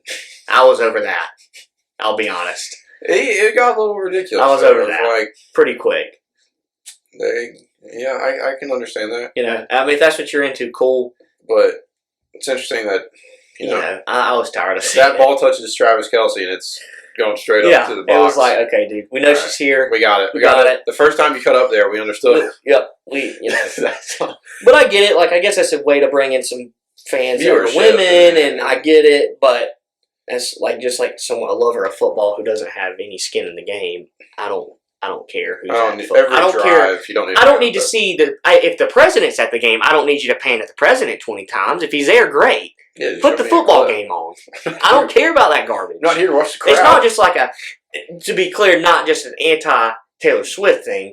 Really, I don't need to see any of that crap when I watch football. It's more anti-camera, man. Yeah. Whoever's on the sticks Stop painting that crap. Stop cutting off. You know? I just don't have a lot of interest in it. I don't disagree. It's kind of like why are we panning out? Like, game's over there, buddy. Like, we're almost, there's 3 seconds left on the clock before this play, and you're still over on whoever. Why are we still cut away? It's like, what are we doing? Yeah, I don't disagree with that. Too much. But see, I've kind of gotten out of the NFL. I watched the Super Bowl. Pretty much, that's what I'm going to watch this year. Yeah. I don't think I watched. Once again, it's always just like turned it on. I don't think I really watched it though. Like, it's just not. I don't think it's as entertaining as it used to be. No, it doesnesn't have the pizzazz that it used to be. It doesn't. It doesn't have the vibe. For what I don't know what it's missing, but it's missing. It's missing 2016. Something. It's missing like 2010. NFL was so peak. Oh, I mean, you had. Let's see. Well, you had prime Phillip Rivers out there. You had Tom Brady. You had Aaron Rodgers. You had Ben Roethlisberger. Yeah. Russell Wilson was starting to come. Joe Flacco was always fun to watch. If the Ravens were on television. Well, the Ravens were just dogs. I mean, like that team. Their defense was insane. Wild. Well, also you had so was the Steelers' defense. You had like zero targeting. Shout out RC. Ryan Clark would blow people up. Yeah, you had defenses could really hit you. That's for certain. Yeah. It's just not as fun. A lot of other sports have lost their touch. Now that I'm really thinking about this, I agree. I haven't really talked about this idea. I'm surprised. I hadn't watched like all of the podcasts, but I figured you touched on a good bit of sports. Well, that's what guys like to talk about. But we've talked about some, but it's mostly been. I haven't talked about like over time, like viewership. I haven't really thought about it until like this moment. I think where it's really a lot of leagues are catering. They're getting away from the fan base that made them popular, and it's to please a new generation. But the new generation will either love it or hate it. You're not going to draw them in by, again, not shitting on her, but you're not going to draw in people just because Taylor Swift's at a Chiefs game every once in a while. You got to do something else. It's got to be something different. Just because you have the sky cam on Taylor Swift for the whole game, I don't know if that's quite going to. It's not going to bring anybody in. I also think. I think the athletes. I don't like the whole argument of they get paid too much. I don't really think that's true. they get paid based on what the NFL brings in annually, and I don't have a problem with that. Yeah, you should wonder how much the NFL's bringing in. You know what I'm saying? Yeah. Like, if they're bringing in all that money and you get paid a proportion of that, I'm fine with that. Yeah. But what I have a problem with is, like, a lot of them are not, I don't think, as personable as they used to be. They're not as humble as they used to be. Yeah. They don't care about the fans like they used to care about the fans. That's where I think the separation is. It's not that they make too much money. It's just that they don't care about who they play in front of, which is where I would, again, give Josh Allen credit, for example, because he does a lot of outreach in the community and stuff like that, and we've lost a lot of that. Marshawn Lynch used to go hand out turkeys in Oakland on Thanksgiving. Who's doing that now? Yeah, I think that's kind of hard to judge in a sense of you don't know how many people are doing that without being... I understand. I see what you're... I think you would hear about it as much as cameras are everywhere on people. At least you would think. If they were doing it, in my opinion. I don't know. It'd be tough. I mean, they might be giving money, and I'm not saying they don't donate a good proportion of their salary to charity or whatever, and that's great. I'm not knocking that. But you got to be a little more personal with the people who, in a sense, if everybody stopped watching the NFL, you wouldn't have no money. Yeah, it'd be over with. Yeah. I think that's... I don't know. That's a tough one. I see what your point. I just think it's hard. You're saying it's hard to really accurately judge that. Yeah. And I think that's fair to say. I don't know. The personal part is just now... I think it's become less personal because you do have media 24/7. Which could be part of it. I don't want to... Like, when I'm thinking of it, if I'm, you're 22 and you're in NFL and you might be 18 in NBA. And you get a bunch of money, and now you just got cameras in your face every single day watching what you do. I don't really want to talk to you. Like, it gets old. I don't want, like, after the first day, it's going to be like, I'm exhausted. Like, unless you're just a super, I would have to imagine, even if you're a super, like, extroverted person, you're going to get tired of every day, everything I'm being said is either being recorded, it's being twisted into, like, an article, it's being put into, like, whatever form of media is being taken from it. So I wouldn't want to talk to any of them. Like, I don't want to interact because whenever I do interact, I could get... But it's hard. But in 2010s, you don't really have that same problem. I guess. Of, like, it's not as such of a major issue as it's become today. Of where, like, you had really that Twitter, Instagram, and kind of news network, like, blow up in a sense of they can... You know a fun fact? Really... You want to know a fun fact? Yeah. Twitter, speaking of, the first person in NASCAR Twitter. Yeah. Sorry about that. First person on NASCAR Twitter, Brad Keselowski tweeted a picture on the backstretch at Daytona under red flag conditions because Juan Pablo Montoya wrecked into the jet dryer, which is like the big rig that drives a track, and it exploded. And that was what got all of NASCAR on Twitter. Huh. Like all the reporters and everything got on there after Brad Keselowski tweeted that. And then they ban you from having phones in your car after you do that. So there's your little That's a pretty fun fact. Yeah. That's pretty fun. That's like NBA banning phones in the locker room. I didn't know they did that. See, I don't pay attention, I guess. They did that a lot. It's been a long time. What was I going to tell you, though? So, I guess my point is like, I saw a video the other day of T. Higgins. Mm-hmm. Went to Clemson. We're all fans of T. Higgins. Mm-hmm. He was leaving an autograph session. Yeah. There was still a line outside. Yeah. But his time was up. Yeah. So he saw the line. He was like, oh, okay. Went back inside and signed until everyone got through that line. Yeah. I think a lot of the guys have gotten away from stuff like that. That's more, I think, my point. The more like, if you're not... Once my payment for this time period's up, I'm kind of done. But it's like you've already made all the money in the world, dude. Sign another 100 autographs. Yeah. For the people who have paid their hard-earned money so you can live and have a yacht and 3 mansions and play football for I just think the time. I mean, if someone's willing to, like... I understand on their part. Everyone has a lot going on, to some degree. Whatever that perspective is, that person's doing a lot. Even if they are in the NFL and they still have struggles with millions of dollars, I don't disagree with you. I think what you're saying, I completely agree with that. If you walk away from that and it's like these people just stood outside waiting to see you, Like they're 5-10 seconds with you. That's going to mean a whole lot, and you just get up and walk away. I think that's pretty bad. I think that's like. That's just, it rubs people the wrong way. And I'm also not shitting on them. I just think that's a lot of like why I think it's good. The leagues have started. The NBA is not as profitable as it was 10 years ago. Yeah, they have lost a lot of viewership over the last 10 years. Well, it's just, and it's it's not just that reason, but I'm saying that is a reason. I don't know if it's a big reason, but that's like a big reason for me. NBA also just doesn't seem as competitive. Of that, you have no one plays defense. The faces of the NBA are 40 years old. I mean, we're close to, if not.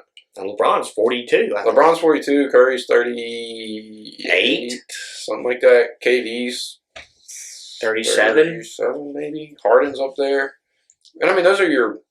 Kawhi hasn't played since he won a championship. Apparently he's getting paid by some shell company that his owner owns or something. Whatever the hell that was about. Super awesome how that worked out. But I feel like Kawhi is the prime face of like the whole thing. Of like, all right, you got paid a ton of money, and I don't ever see you play. And it's like, unless like your muscles torn off the bone and you can't make it work, it just seems like, why not? Like, you had fans. Like, you had people like, Kawhi's, like, kind of like Kawhi when he went from Spurs to Raptors. Oh, I do too. I mean, I don't. But then he went to the Clippers, and it's just completely destroyed his reputation of, like, I don't care when this guy leaves. Why are you even paying him to be on the team anymore?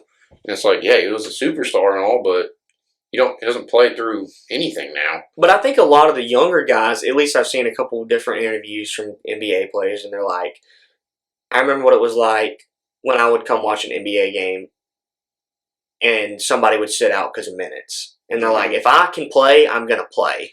Because somebody paid their money to be here to watch me play basketball. Yeah. Well, that's like the greatest, like, Kobe Bryant. I don't know if that was his quote or not, but he played through everything. I mean, you'd see him in, like, the ice packs of, like, his Now, I don't think that was for the fans. I think that was because he wanted it more than everybody else. But it did help that category. But it did help in the category of, I'm not going to... I'm going to play. Yeah. I'm, like... I think there's just not that... Like, who's that? I can't think of one guy in the...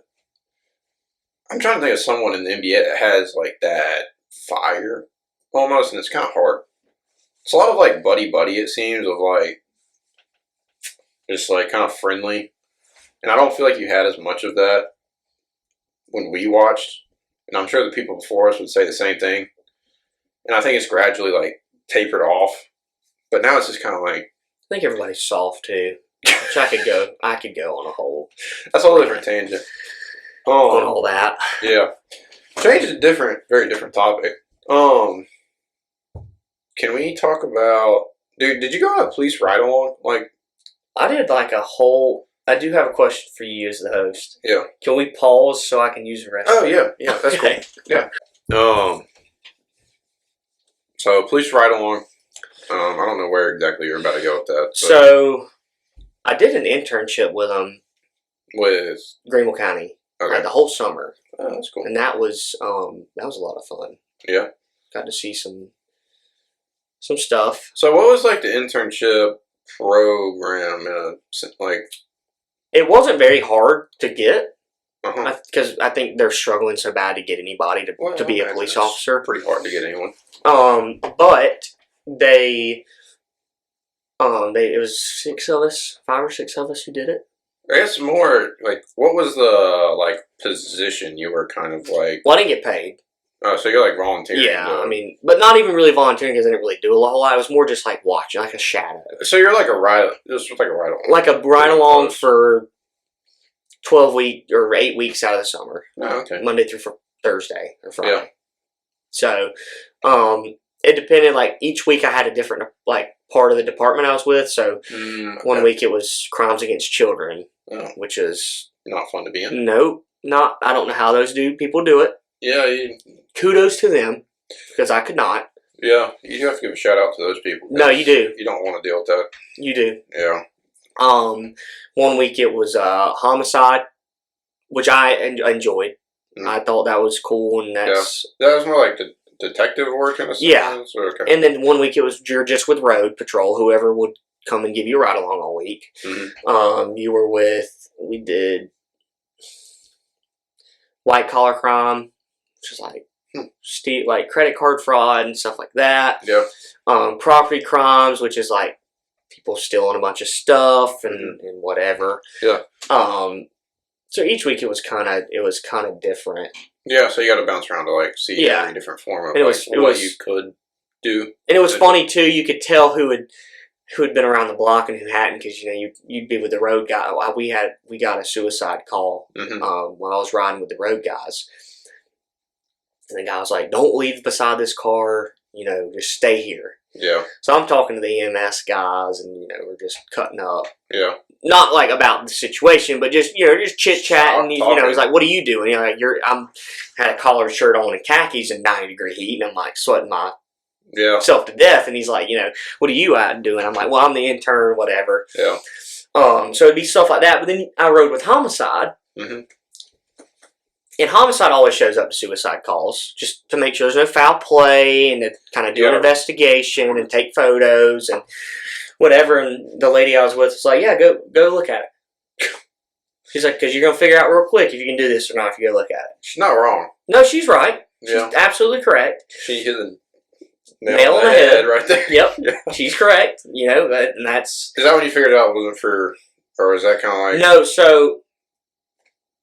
I'll just be, if we're being totally transparent with one another, I kind of started that application process in March, April of 24.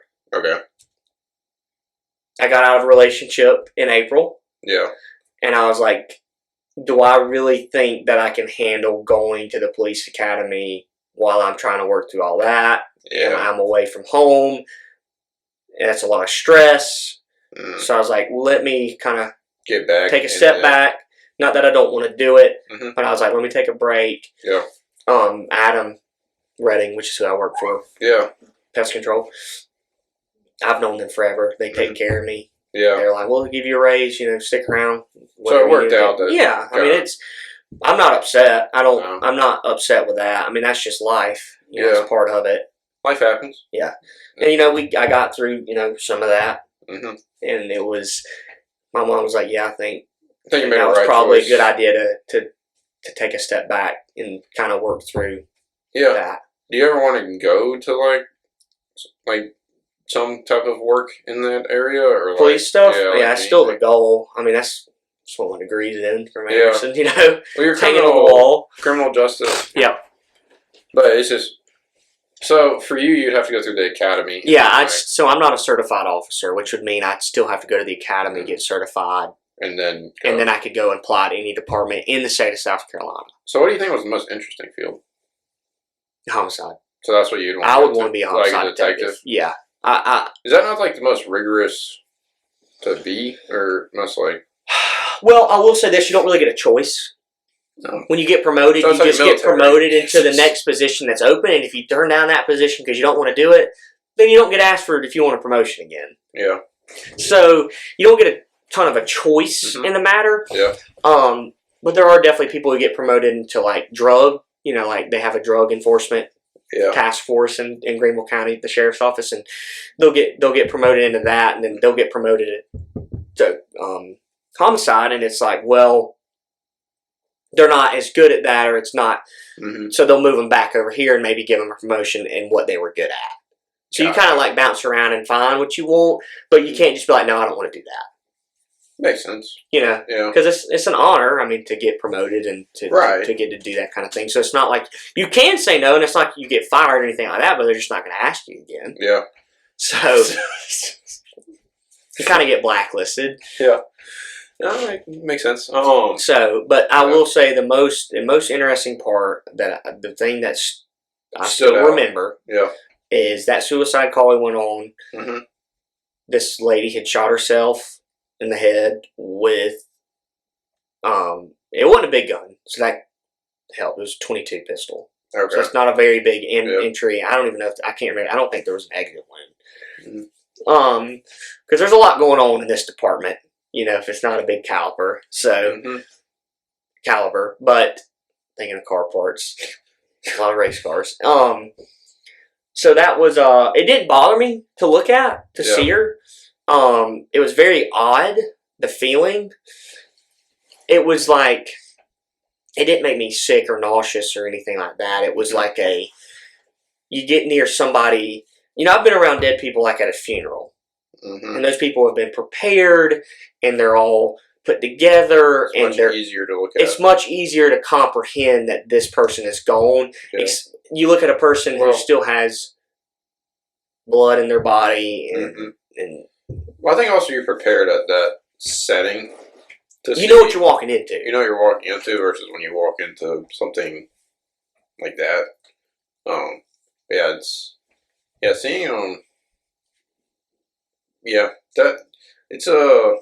I can tell you how I felt the rest of the day. I felt like it's weird. You'd have to experience it. I don't know if everybody has the same experience as I did, but I felt like death was on me.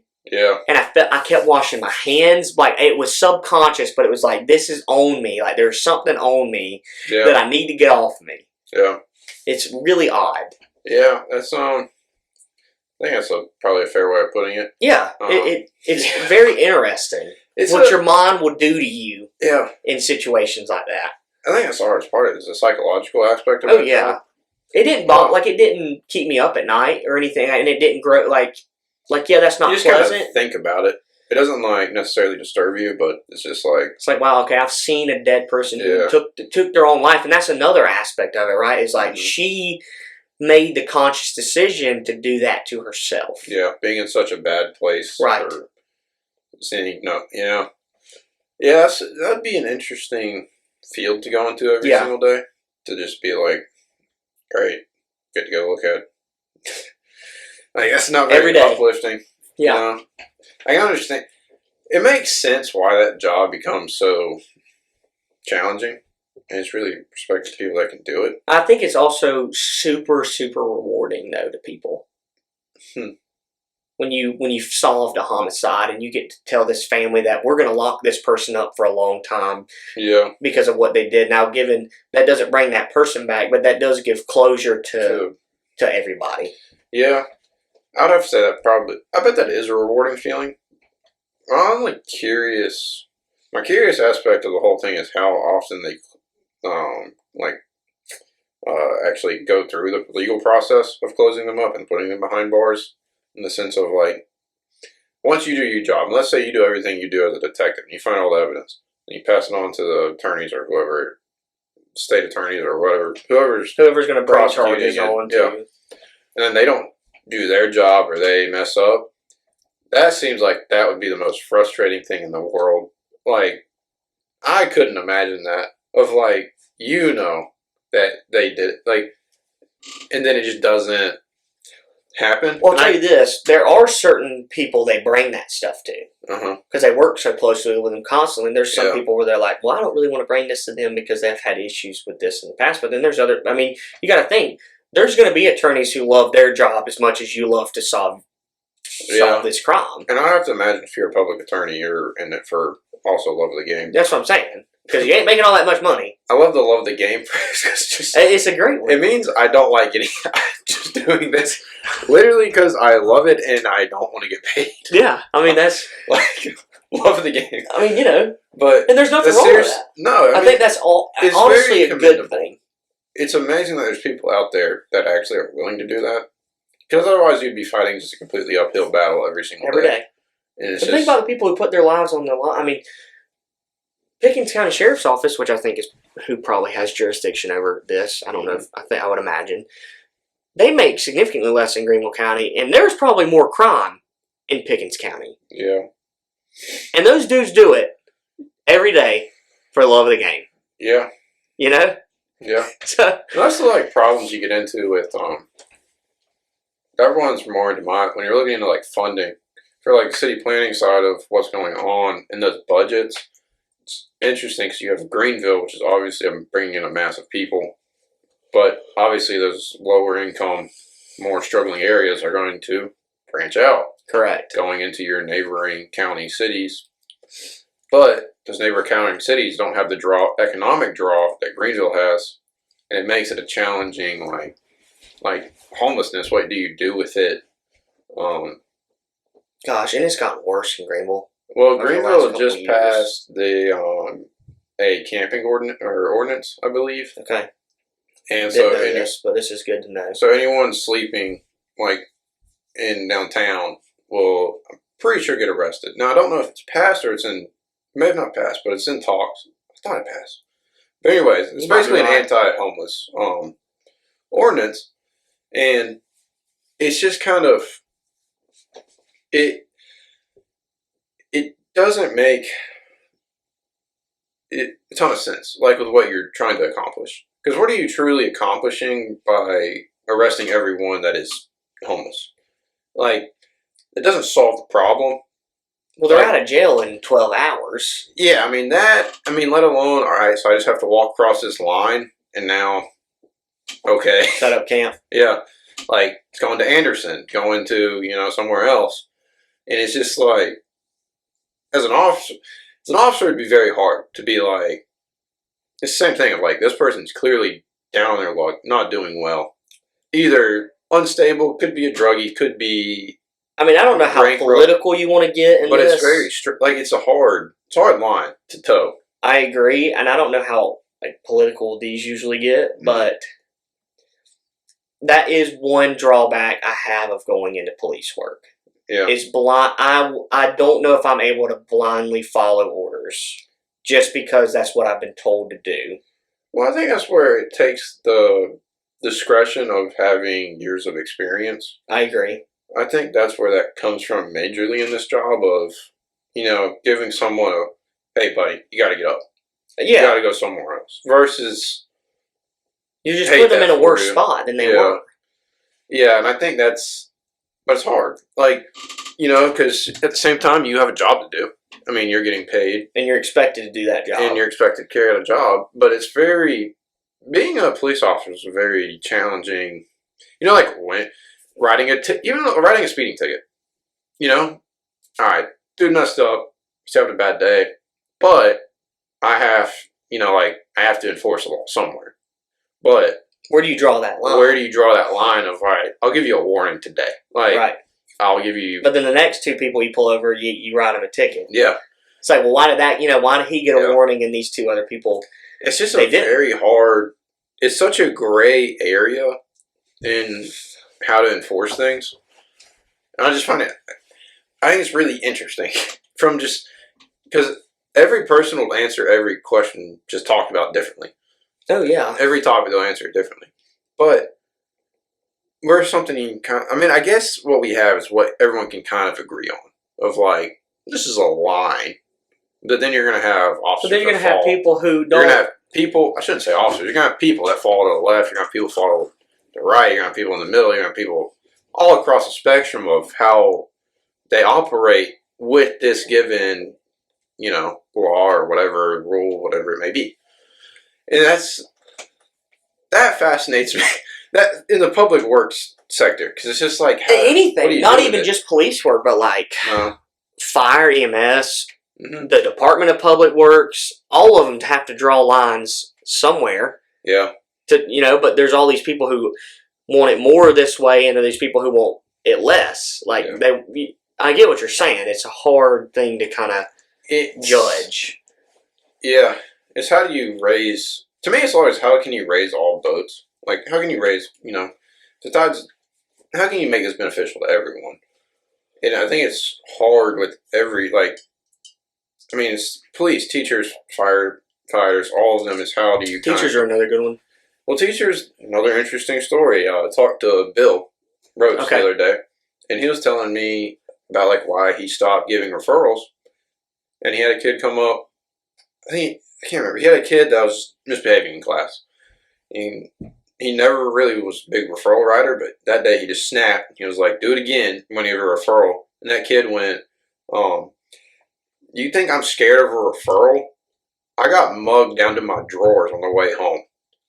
And at that point, it's one of those things that makes your skin go a little numb. You get a little goosebumps going on. Because you can't imagine what good is that referral system really doing for a kid that has nothing, who's got struggles bigger than you could ever dream of, and who's 16 years old and has had bigger fights than you've ever had in your 50. Yeah, but how do you accomplish? I always like talking about this because it's just like it's a theoretical conversation of how can you actually theoretically make it a better system, and it always just kind of comes down to like it seems only on a personable level. If you have people that are highly motivated to go into these kind of fields and work and want to make a difference, then you can't have some personal one-on-one difference. But even that's challenging because you try to talk to kids, you try to do well, but you do need kids to pass. You have requirements you're trying to meet at work. You're trying to take on too many cases.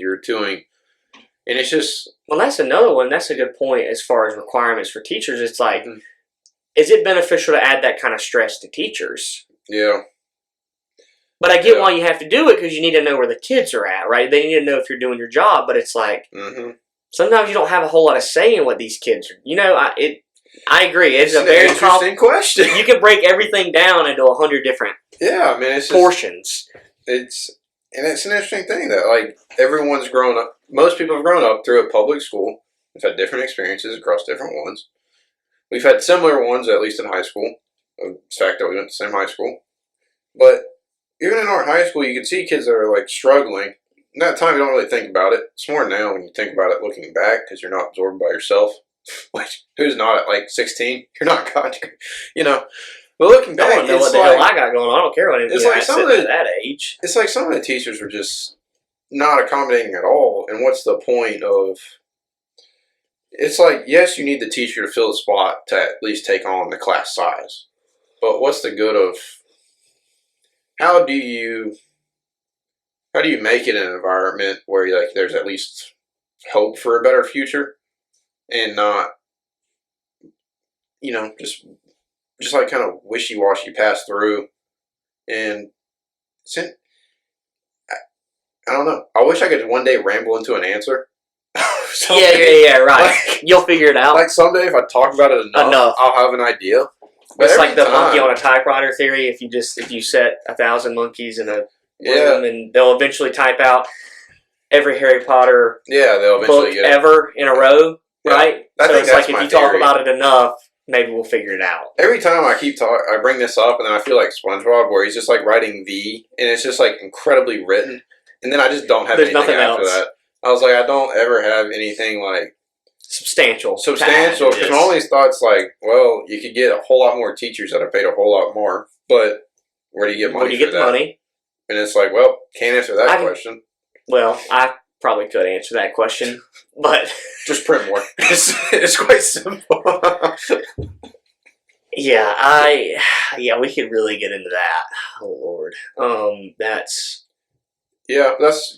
was more of a derailment of what you were talking about with police, but that's a good derailment. I mean, that's a fair questioning, fair amount of thinking. Yeah. If you don't think about things like that, are you really benefiting anything? Well, I think you don't. I think the point is of talking about it. That may be true too. I think bringing it up and talking about it. I think all of us have unique experiences. I think that's a cool thing about what we're doing now. Is the fact that you're talking about wanting to go into this force and wanting to have that kind of strive. And with that, we'll actually bring it back to you and not just my theoretical. Well, I talked enough about being a NASCAR for the years. So but I am curious, was police officer always like something you wanted to kind of pursue? I wish I would have known, not in a bad way, that what you were going to ask me about, because I would have brought you something to see. Oh. But it's okay. I have a worksheet from like second grade. Mm-hmm. It's like, what do you want to be when you grow up? And I drove a police car, and it's like, I want to be a policeman when I grow up. Mm-hmm. So it was always I think that for me has been a calling. I know I hadn't quite gotten to that point, but it's not out of my I don't want to do it anymore. It's just like, I've had a hiccup. Life happens. Comes at you fast. Well, I think it's fine. You don't have to figure it out at this point in time. I'm 23. I'll be all right. You'll be all right. I'm not. I wouldn't worry about it. I'm not too worried about it. But if you're 36 looking to be a cop, I'd be a little bit more it's like, well, you ever seen that meme where it's like, my buddy came to me, he's like, I want a career change, and he's like, he's told me he's too old, and it's, It's like, well, what do you want to do? And he's like, I want to be a wide receiver for the Saints. And it's like, well, you're 36. That's not happening, right? Yeah. But yeah, I get it. Yeah. I mean, I think at this age, we have a lot more flexibility than we think we do to kind of figure it out. I think that's the key part of it right now. And I also think what I'm doing now really and truly will probably benefit me in police work because I am talking to people constantly throughout my day.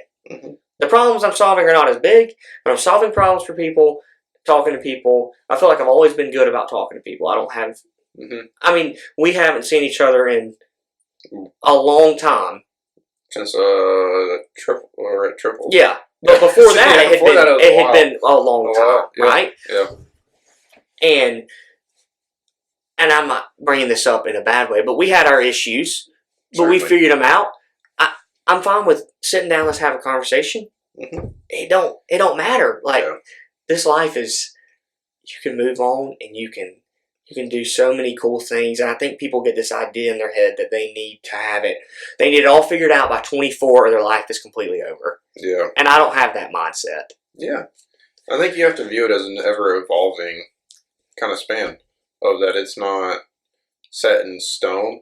And I think you have to be willing to know that goal may change. That goal may change. And you also, I think, I'm a person based in faith, and I think you are as well. I think God opens and closes doors, and I think you have to pay attention to that. And when a door has closed, I think it's also important that you realize that door has closed and you move on. Yeah. You can't get hung up on what is no longer feasible. Yeah.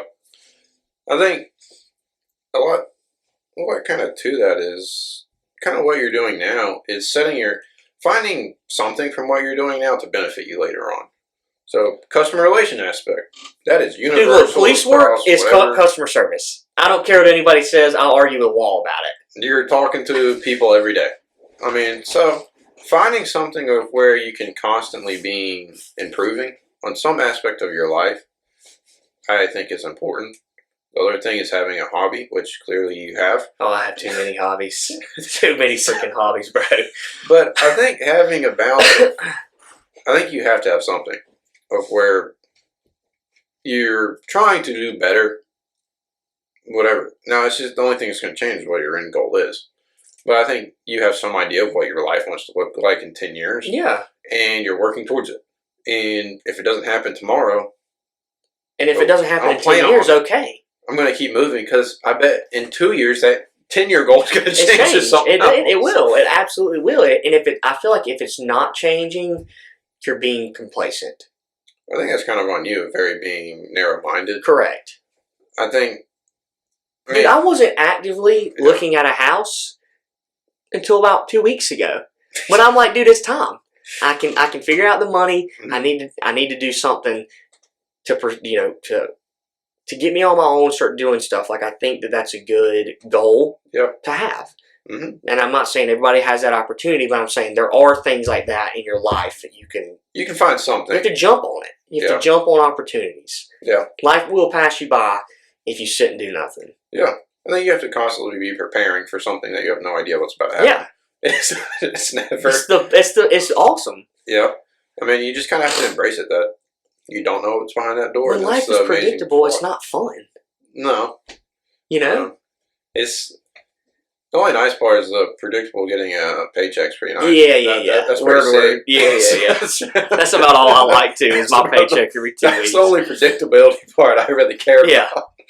Outside of that, Other than that, let's go and do whatever. Like, that's a big thing of mine in the last couple of months has been like, sort of finding myself again, just being on my own and that sense. And, I used to be very like, people would ask me, like even my roommates in college, because I lived in Clemson for 2 years. So I was friends with those dudes who lived down there. I lived with them.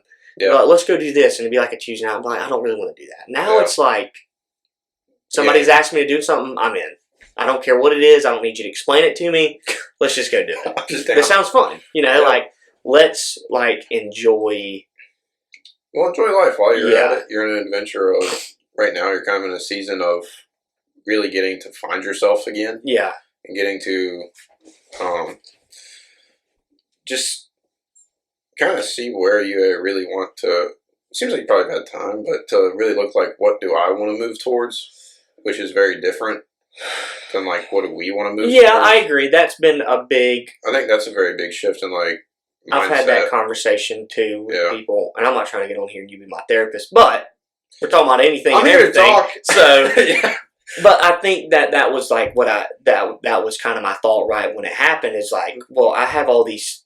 We kind of had it all figured out. This is what we're doing, and then now it's like we're now got to figure it out again. But it's like some days it's like hard, and you're like, damn, this sucks, and I hate it. And then other days this is like, well, this is a blessing. Like I get to do what I want to do. I get to have fun. I get to figure stuff out for me. Well, it's nice sometimes to be able to, someone texts me, what are you doing on Tuesday afternoon? And my calendar's whatever. it's free. Like, I don't have to check. I don't have to, make sure anything's covered, The only thing I got holding me is my work Monday through Friday, and then I run a iRacing league on Monday, Tuesday. That's it. So that's it. And I can miss those. If I need to, I can miss them. It's fine. You know what I'm saying? Take some PTO. There's no obligation there. There's no real obligation there, and it's nice. I think that's nice, and I think it's getting to embrace that time right now until something comes along next is like. I think you got to take it in while you're. As much as sometimes days suck, there's a bright side. It is a lot. I get to have a lot of fun. Mm-hmm. And I've been enjoying my fun. And that's good. And it's good fun. It's not like harmful fun. Like it's not. Yeah. If you're not out there doing just shooting that. No. But like, Yeah. But getting to hang out with, friends, getting to go, get in your iRacing league, get in to go do whatever other. I'm the commissioner of the league. people have to answer to me. Yeah. Now. Lay down the law. Okay, I'm running 10th place every week. You might be beating me, but guess what? I'll throw your ass out. Okay? That's fun. When I kick out 9 people and also So it's fun. It's like, that's like the kind of, and I will say I have a really good group of friends who have definitely helped me along the last couple months, who have been like, I'm doing nothing this weekend. No, you're not. So let's get it going, and we're going to do this, and you'll have fun. It's been like Jaden. Yeah. Been a huge I think it's really good help to me. Shout out Jaden. Shout out to Jaden. Shout out Mr. Wilner. Checkout. Yeah. We'll always send like a rant. I think we'll text each other like once a year. Be like, how you doing? Go, dude. Love that. It's like different for you because like now it's like you're married and like that's like I think we both of us strongly agree with the idea of a village. That was even in our wedding. And a village in the sense of this is our community. This is our people. This is who we... 100%. We had that part. We had it in our ceremony. Okay. We had a part about it. And that's always been a very big thing of having a supporting cast, of having people around you that are going to be there in times. And I think that community network aspect is I think that's very integral, and especially it's good to hear that you've had that in like your own personal life and with people I know and and that's. Well, you have some people that are roped in, with one another, and so it's really good to hear that like there's people there. Dude, I don't think I could have done it without a couple of them.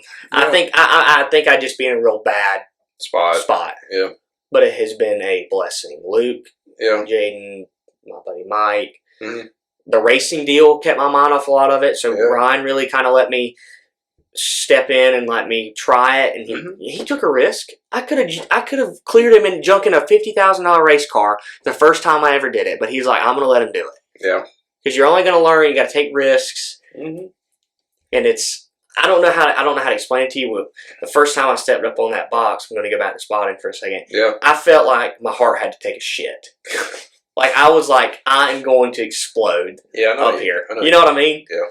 But I'll tell you this: when we won, I'm not kidding you when I say, and I don't know if just because I love it or if it just because I felt like I was a part of it. Mm-hmm. think I will forever not reach that high and that adrenaline I had. I really don't. It was like the most special thing you could, like, somebody can experience. It was awesome. Yeah, winning is a drug. It is. It's the biggest drug out there. And it's awesome. Yeah, I think that's why every competitive person does it. That and the fear of losing. Those are the two. You guys are kind of one or the other. But I think for me, it's winning. Yeah. I love to win, you know? I hate to lose more than I love to win, personally. You know who you sound like? You know who says that? Kyle Busch.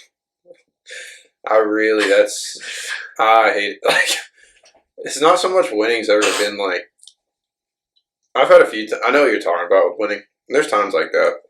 I think the big ones. When you win the big ones. You feel that ecstatic. But every other one, it's just, I don't want to. But I agree with you on that, too. When we come in second place, let me tell you something right now. I'd rather finish 10th than finish second. You're the first loser. Get me the hell out of second place. Because you're that painstakingly close to winning. Mm-hmm. And all glory to the winner. You know, it's not... No one cares about second. Nobody gives a shit about second place. And I don't blame them. No. I don't either. I don't care. I don't care. No one's looking at the history book for who got second. Who cares? Passing by. So I get that. I do absolutely get that. And again, it's like... Think about it from, like... You know, athlete's perspective, or like even like Ryan's perspective, like he's got so much more skin in the game than I do. So imagine what that winning's like, and then imagine what that losing's like. Yeah, you know what I mean? Oh yeah, it's probably much higher. That's what I'm saying. I feel like you'd be more on the hating and losing side, and the fact that you're going out there and you really just don't want to lose. Yeah, like But see, I think that's also. Yeah, I mean that's like this life. I get. I love it. Yeah. I love it. Every day it's like... You gotta take it in. Yeah. Yeah. I mean, there's so many beauties to that it's just... Yeah. Winning and losing is a beautiful thing. Well, yeah, otherwise there just wouldn't be... what would be the passion behind it? What would be the point? Yeah. There'd be no reason for me to go out and try to be better. I think competition is so good for the human spirit. I think it is. I think there's a lot to it. There's Kingsley. I didn't even know you had a dog. Where was the dog? He was up in the room. Word. That's awesome. Oh, that's awesome. That's funny. But, yeah. I think that's a good spot to end it. I think it might be right. I think might be a good... To winning and losing, yeah. I don't know how long we talked. I felt like we talked for a while. I'd say around 2 hours. Really? Would be my guess, yeah. Okay. Yeah. That's pretty good. Yeah. How do you end these things? That's it? That's it. Okay.